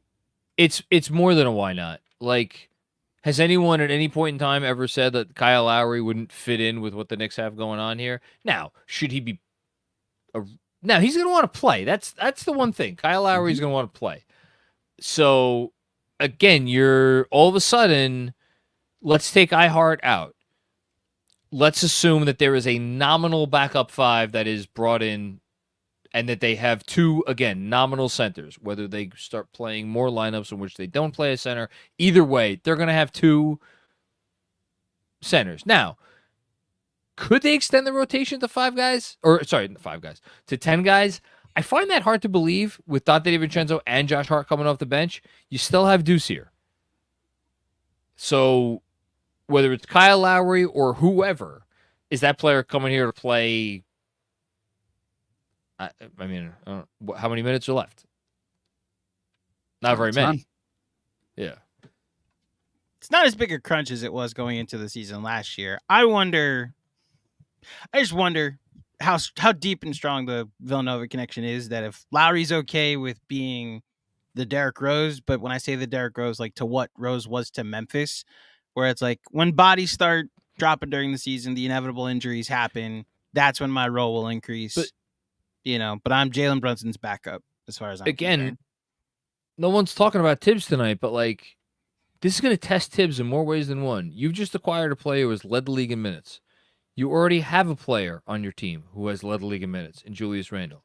You have another player on your team in OG Anunoby, who Tibbs, for the portion of time that he had him healthy and available to play, led the league in minutes. And then you have Josh Hart, who didn't sit a fucking minute at all. Any minutes in the playoffs. Yeah. So you have all these guys that Tibbs has pushed, and like, I don't know, maybe this is the front office's way of removing the apparatus of destruction from Tom's hands. You know what I mean? By like, here, we're just going to give you all of the guys that you feel comfortable playing, so you're not going to be able to play any of them too many minutes. On that note, next super chat. Free Scotty. So when do we get Jay Wright in here for some role? Yeah, I mean, look, Tibbs is going to get his extension. He's going to coach his team. But, hey, listen, expectations. We've talked about it. If Tibbs doesn't, I don't know, if they don't make the conference finals this year, like, who knows? That was a thought of mine. Not in like an anti-Tibbs thing. It was just like, now there's expectations. He hasn't been extended yet. That's been a curiosity of mine. I think he will. But I don't know how you guys feel. Like, I watched the roommates interview with Jay Wright. That is still, like, they've more joke around with Tibbs like he's one of the guys. Not that they don't respect him as a coach. There is a clear reverence to Jay Wright that exists. That Could you imagine? If the Knicks get off to some type of slow start, or like you said, John, the expectations are not met with Tibbs. Again, this is me projecting he doesn't get extended, and then he goes into this year. Again, I think he's gonna get extended. I see that you see me dancing, Jeremy. Like I'm trying to. No. Listen, no. Look again. Trust Ian. Ian has reported pretty consistently that it's probably going to be 2. I don't want to put words in Ian's mouth. I have gotten the impression from Ian's reporting that it's going to be 2 additional years, right? Which means 2 years on top of the year that he has remaining. So, I can't believe we're talking about this. If the Knicks fire Tom Thibodeau next summer, they would be eating 2 years, right, worth of salary. That's whatever. If they were bringing in Jay Wright, you do that in a heartbeat, right? And again, this is me saying this. This is me saying it. Yeah, I just don't think firing a coach has ever impacted them before. And to be clear, not looking for that to be the case. It's like trying to look through something, because one thing I was going to add through from the last conversation, talk through Kyle Lowry just real quick. I think bringing in Mo Cheeks is, like, as someone who was a point guard, someone from a developmental standpoint, feels more like you wouldn't bring in the 39-year-old Kyle Lowry to soak up those minutes, because I also don't think those minutes are really there. And also I think there's a stronger chance that he could play. Like you said, John, he seems like he would want to play. You do that in Philly, where he was brought up. So yeah, but they're going to try to add him. Like, they're going to, like, sure. Why wouldn't you? Agreed. Why wouldn't you? I just don't know if the opportunity is there. Yeah, I know. Kevin Danishevsky, Andrew Claudio, you need to send me that video at the end of the town hall. It's on social media. You got it, Kev. Ethan Chu, the vibes are immaculate right now. First time I've heard the word vibes tonight. So yeah, I agree. Will, feels good to be a Nova student and a Knicks fan. Congratulations to you, man. If you went to Nova, ever had a drink at a Nova bar, take a bow. Tonight is your night. Thanks, Will. Drazov, bro, I can't stop giggling to myself over this. I'm pretty giddy, too. I'm really happy about this. Probably happier than I should be. I don't know. I'm so excited to watch this team. Simon Chu, since this front office is capable of pulling rabbits out of a hat, trading Randall and Mitch for AD would solve everything. I love KFS. Keep up the work. Again, I don't even want to touch that. AD would look good with this team. So would Jokic. Come on, man. No. I'm not saying that to be rude. I'm just like, sure, yeah. Yeah. He's demanded a trade to one organization before. I'm sure that the Lakers are going to look at the picks that the Knicks don't have, and they'd be like, sure, let's do it. Let's make it work. Yeah. That 2030 pick swap. Yeah, that's going to be it. I agree. And Bronny. Yes, I keep forgetting about the hostage situation. Exactly. How can I forget? Dom Cappuccini, I think a month ago you wrote up an unlikely to happen trade newsletter on PG-13 and Mikal. I did write that newsletter. Good job by me. The last couple days we were teased about PG, and now this. There's a parade in Kevin's city. Listen, Kevin's get a little too big for his britches with all this. I think we need to settle down. Otherwise, what, Andrew? Tonight he could have it. Tonight he could have it. Okay. It's already the next day. Out of our fine in the morning. It's still night though. It's still dark outside, John. It is dark. I'm just saying tonight he could have it. If I'm hearing about this a week from now, when he says more wrong things in the process, then a week. Okay, fine. They're gonna be giving his fucking eulogy. Kevin Danishevsky predicted the Knicks and Nets would make a trade. No. Why is he dead? I don't know. Somehow we just killed off Kevin. I'm saying they're going to keep talking about it even after he's gone. What I'm saying is that there will be several wrong takes that will be sent out in the next week, and that will overrule the one time he was right about Mikal Bridges. So, Kevin, we give you tonight. Oh, God. Are we going to go next year's playoffs and like, man, Kevin would have loved this. Well, if he's streaking down what a great game Fifth Avenue right now. What a great game by the Villanova triumvirate. It's a shame Kevin wasn't here to see it, you know? It's a shame. Thank you, Dom. Freddie, La Cosa Nova is set. I like that. Oh, that's a good one, La Cosa Nova. I like that. These guys together is like a force multiplier. My thoughts exactly, man. Greater than the sum of the parts. I agree. Another move is likely. Eyes on the center position. Yeah. Well said. Great comment. I have nothing to add. Mark R. This is insane. Effing cool moment to be a Knicks fan. You guys think it's more likely they target that kid Edie in the draft now? Would he be in range? I'm just like all of you. I'm reading mock drafts and things of that nature. It seems like Edie is now being discussed in the mid-teens. Shameless plug. Go back and rewatch our Jeremy's Cap or No Cap from a few days ago, in which he talked about some of the challenges that may exist in attempting to trade up into that area of the draft. Not impossible, but perhaps unlikely because of the individual situations involved with those teams. That said, putting Edie specifically aside, the notion that a center will be there for the Knicks at 24, I would actually kind of be shocked if one of these guys, whether it's, I don't want to forget anybody, Misi, Ware, Filipowski. Thank you, Filipowski, and Nope. Edie. I got it wrong. Filipowski. I'm not going to get that right. Just think of Step Brothers. No. And Edie, that's 4 guys, like one of those. Or if they want to go the Holmes route, that's another possibility. Andrew was, there he is. Kevin, underrated component of this deal. Now the Knicks have a chance for the strongest bench in the league. DiVincenzo and Hart could be the best 6th, 7th men in the league. Pot to add to. Pot. Potential to add to. I wasn't. Deuce. Mhm. Put some respect on my man's name. Why does Kevin hate Deuce? I don't know. Oh. Have an investigation. Look, the Celtics just won with one of the best top 6s that we've ever seen. Well, now the Knicks have a top 7. So, yeah. Richard Bailey, are we sure it's iHeart that's unlikely now and not OG? Bridges is more of a replacement for OG. Could they move Mitch or Randall to a cap space team to free up money to pay both? They could.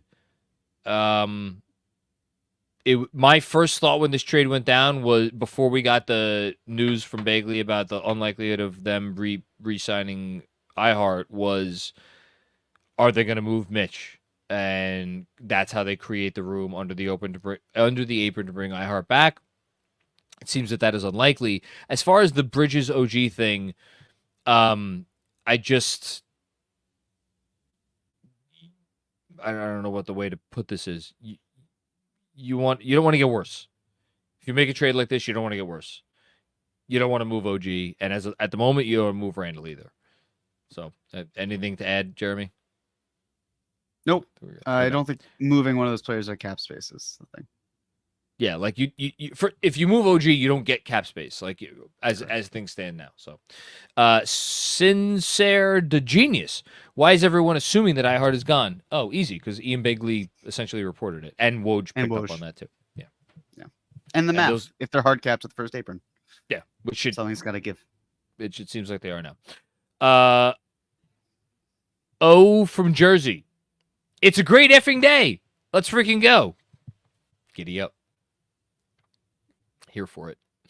Bernard Richardson, shout out Bogey. Come back and sit courtside anytime. We haven't. I feel bad. We glossed over this. Bojan Bogdanovic was a exciting pickup in the moment. I was excited about it. I remember the trade deadline live stream that we did. He had some big moments for the Knicks. Not sure they win. What was the game that they? Game 2 against the Sixers. He came in and scored some big points early in the fourth quarter there to keep them in range when Brunson was on the bench and Embiid and Maxey were on the floor. They don't win game 2 without those threes in the fourth quarter. So, like, Bogey's always I'm always gonna have fond memories about Bogey. And I don't think he's done as an NBA player. Like, the Nets wouldn't surprise me in the least if they flipped him at the deadline for, I don't know if they get, but flipped him for something. And he was a net. Mm-hmm. That's right. That's good for him. He's going back home. Okay. Thanks, Bernard. Darth Dream. You want to read this one, Andrew? No, it's definitely for you. I think you should read it. So from Darth Dream, more like Jonathan Blackery. Ain't that right, GMAC? What, Jeremy, I will say, like, what this night has now enforced is I will be hitting the beach this weekend. Just so that way there's no... We're really doing this? We're doing a color off? Look! Yes, you got sun. You got sun. I've been inside editing a lot this week. Shout out to draft class. So you are right. And the black shirt diminishes. If I was wearing a white shirt, it would stand out even more. Yes. Yes. They are not like us, John. They not like us. Okay. You know, I listened to that song. That's okay. Oh, someone's Team Drake. Yeah. Yeah. No. I just it's a fine song. Jeremy, he a fan. I don't know what that means. Good. Okay. Okay. Next up. Bernard Richardson, shout out Bogey. Oh, we got this already. Next one. Thanks, Bernard. Dom, if iHeart is gone but OG is still here and Julius maybe, should we expect Mitch to start? I mean, as of right now, I would put a lot of money on Mitch being the starting center for next year. I find it hard to believe that I'm me and Jeremy. Jeremy, logically, his position makes sense that we should not rule out a Mitch trade. There's nothing logical that in terms of ground to stand on. I think Mitch is going to be the starting center on opening night, but we'll see what happens. Richard Bailey, thank you for the generous contribution. Jamil Manigault, thank you for the generous contribution. Johnny Chiba, my man, is this real life New York Knicks front office genius fit plus Ryan Dunn 4D? 4D. For He's like defense. for defense. Yes. Defense. Sure. Why not? Sam L. Big shout out to KFS for all the hard work. Thank you. And it's time spent catering to us hardcore fans of this team. The human element is the most underrated thing in sports. The Knicks front office gets it. # protect the culture. This is one of my favorite super chats of the night. Not only because it doubles down on some things that we've already talked about, but I think we've heard consistently by the people who would know such things that the front office valued what they had last year. And I'm not saying anybody took that for granted, but like that's # meaningful. That like they weren't immediately looking to, take this success and say, all right, well now we got to improve it in a big way. They really did. It's the first thing that I said for a reason. They really did look at the success they experienced this year and they said, all right, let's add to this. And that's what they did. Thanks, Sam. Here's Jamil's comment. What return could we get for Julius? Players equivalent that fit, young assets, and draft picks.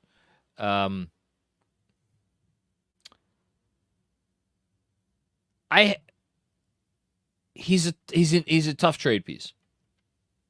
Part of why the Paul George stuff was interesting to me is it's a trade that makes sense on some levels, where he would be going to a team that didn't want to pay a guy who wasn't durable into his aging years, getting a guy who I know he's had some injuries the last few years, but like has been pretty durable and wants to be in LA, the whole thing. There's not a whole lot of great Julius trades out there. No.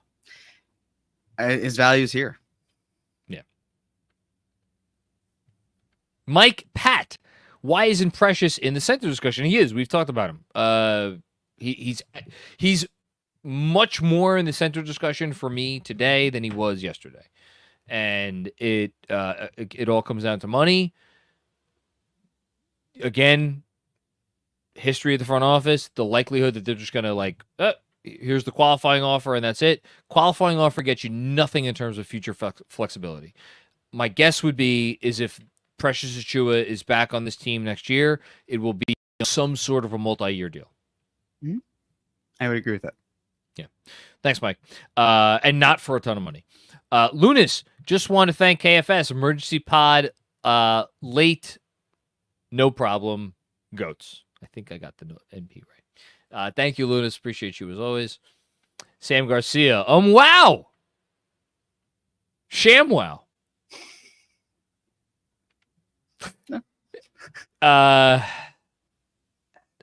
Adebombo. Adejobi. I think I got that right.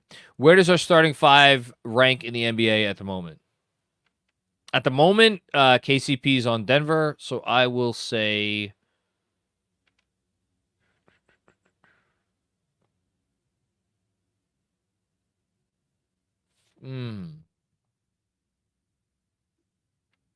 it's top 5 for sure. Mm-hmm. I'm thinking about Minnesota, and I'm thinking about Milwaukee. Milwaukee over Oklahoma City, I'll put us over Oklahoma City right now. but not over Milwaukee.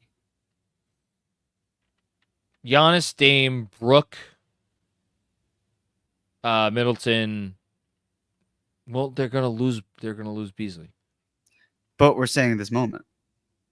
Yeah, they're gonna lose Beasley. Yes, I don't see a world where he's back. But you just But made he- the it same was calculation with Or Caldwell Pope. Kentavious Caldwell Pope. Yeah. Right, that's what I was getting at. Which under that calculation, iHeart's still here. It's true. All right. I'll put him ahead of. God, where am I gonna put him ahead of Milwaukee?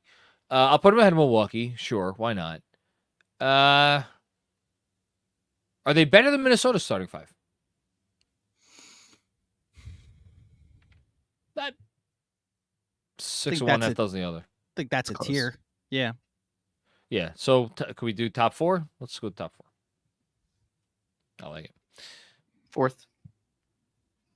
Hans Boozy. Yeah. Put some respect. Read it. Read the whole thing. Hans John- Boozy Jr. says, "Yer," and then says, John, You know- our listeners can't read this. "Yeah, yeah." They're you gotta say waiting. it, Dad. But if I read this, Put some respect on our young black king, Macri. It's nice of you to add the young. I I'm not Wow. young. yeah, our just our black king, Macri. Our OG. Yeah, our OG. I'm whatever people want me to be. Yes, there we go. Next up, Man of the people. Buzz. Jesus Christ.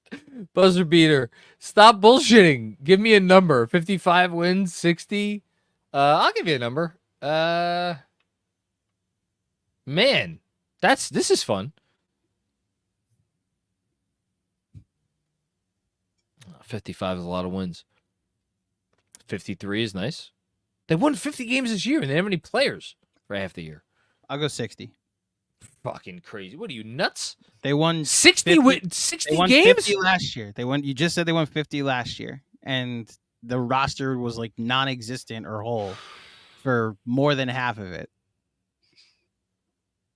Now they have depth, and they added the guy that doesn't miss games. How many times in this franchise's history have they won 60 games? Twice? 3 I think times? twice. Yeah. Um, Did we or did we not just go through the like how? No, how many I know, starting I know. fives are better than this, and we said 2 teams out west. I get it. How many teams won 60 games this year? 1. How many Yeah, teams 1. won 60 games last year? 0. Okay. How How many You're teams making have me a look better at that. starting five than the Knicks? All right. They're going to win 55 games. That's my prediction. I'll say Jeremy? 56. 56. Okay. All right. 5 more. They're going to be a really good regular season team. That's why, like, for as crazy as I think you are, you're maybe not that crazy. Huzu, thinking about it now, the Knicks got OG and Mikal for the price of Donovan in 2022. Maybe some extra picks, a few. That's why they didn't get Donovan, was because of the picks. Regardless, I'd like this timeline a lot more. Let's go Knicks. I saw Chris Herring had a tweet about this, like kind of comparing what they didn't give up for Donovan versus what they gave up for Mikal now. It's the value of information, because Jalen Brunson had not yet played a game for the Knicks when the Donovan Mitchell discussions happened.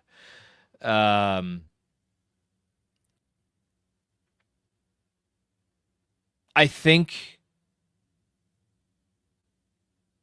if anything, you can make the straight-faced argument that their responsibility with their assets over the course of Leon Rose's era allowed them to make a move and do so without having to apologize for it. Yeah. That's what I'll say. Thanks, Hush. Jason Hanna. We got OG and Mikal for what Ainge wanted for Spida. Another comment along those lines. Yeah. Give or take a distant first-round picks. Kevin Danishevsky. Darn, we could have had Mikal for 0 picks. F. Mills. Listen. Hey, listen, if he had drafted Mikal Bridges, maybe we wouldn't be sitting here talking about this, because maybe he would have gotten fired and maybe Leon Rose wouldn't be running the team. Yeah. Thanks, Kev. Tom Caparole. Would Zach Edey be an actual decent choice? I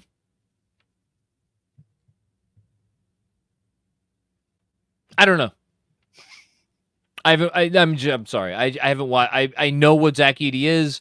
I know, like, let's say this with the going back to what we talked about in the first hour of the show, with the notion that the Knicks are kind of remaking their team to be able to play against the Bostons of the world, which is Boston, and it's not necessarily about their centers being able to play in that series, and we're more focused on, like, hey, how do we get to that point? And, you know, the notion of getting a Zach Edey, again, all of a sudden becomes a little bit more appealing. So, yeah, sure. Why not? Agreed. Kenneth Escalona. Wow, the team is 4 of a kind. I like that. Will it become a royal flush with Archie Diacono? Can't wait to see them back. Yeah, you could count on Archie being back. Thanks, Kenneth. No, that's it? Oh. That was quick. That's it. I was not expecting to do a 3.5 hour live stream on the night before the draft. And But here we still are. 14,000 people watching live between Twitter and YouTube. 14,000? Yes. People have to fucking get up for work? I love when you do this, when I tell you the number and you're like, why are you watching us? Like, rather than also we don't Go have ahead, a Jeremy. worldwide audience. Like, we just had a comment from what I believe was Hong Kong.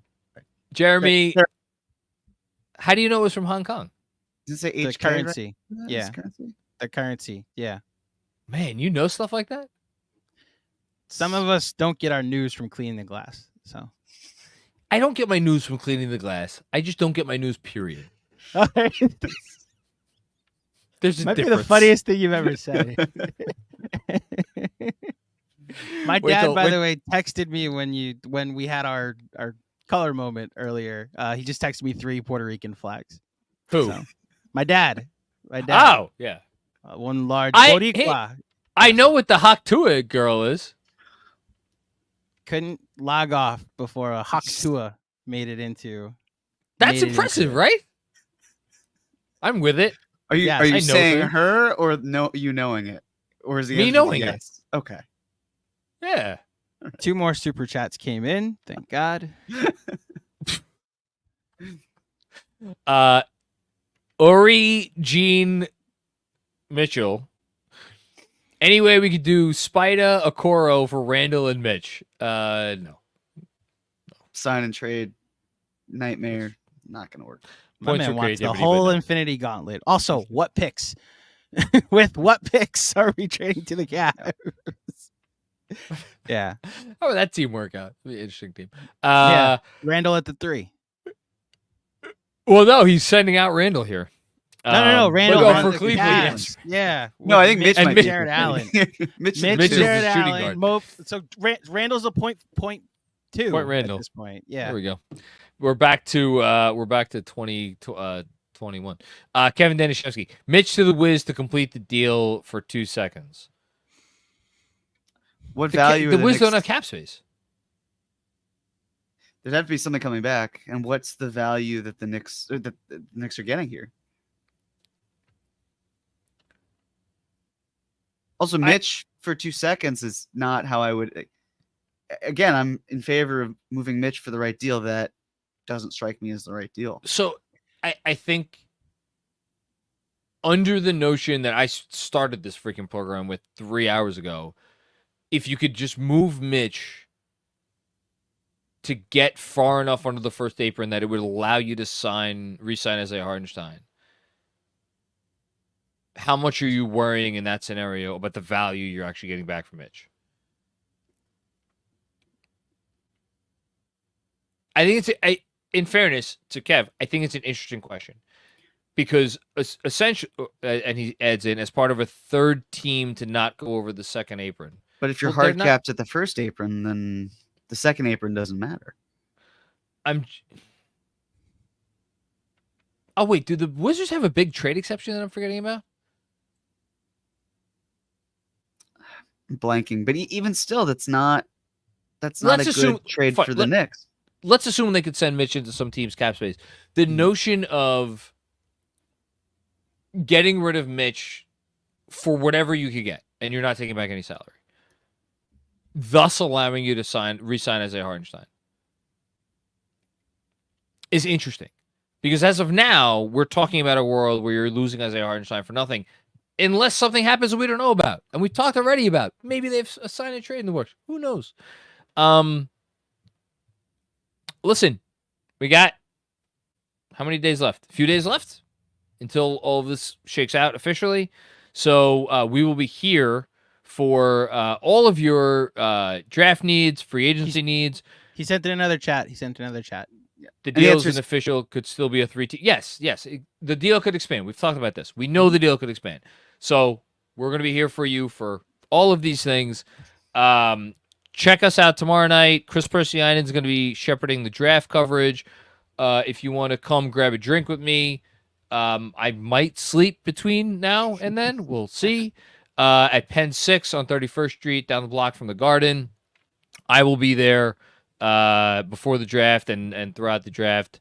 Now that I know I probably not going to have to leave for an emergency live stream, we're going to have our usual free agency live stream at the on Sunday. Again, Chris Persianen shepherding the coverage tomorrow. Lots of great stuff on your way. I promise you we'll be covering this every which way. And thank you for joining us here at Knicks Film School. Thank you, Jeremy. Thank you, Andrew. Thank you, Benjy, for hopping on. Anything I forgot? Just the shepherding that Chris is doing will also include Sean with the W, Mensa, Yes. and producer Kevin. They'll be live on playback. Maybe go live at 8 o'clock at time for the draft. They'll get their takes in about what just happened with this trade as well, since the Knicks don't pick for the first hour and a half of the draft. So you could join them on playback or any of our other streaming channels. And then just a plug for future pods, John and Chris will react to whatever the Knicks do in the draft with a pod that will be released on Thursday morning. So Yes. as John mentioned, He plenty will. of coverage as things happen over the next couple days. Chris will be interacting with my comatose body in reaction to the next draft picks tomorrow night. All right. Thanks, everybody. Seriously, we appreciate everybody watching. Hey, listen, if you're watching this channel right now and you're not a subscriber to the Knicks Film School YouTube, go ahead and subscribe and like the video. And if you're listening to this, obviously in podcast form tomorrow, do all the things that you do to support your favorite podcasts. We appreciate you, and we will talk to you soon. Peace out.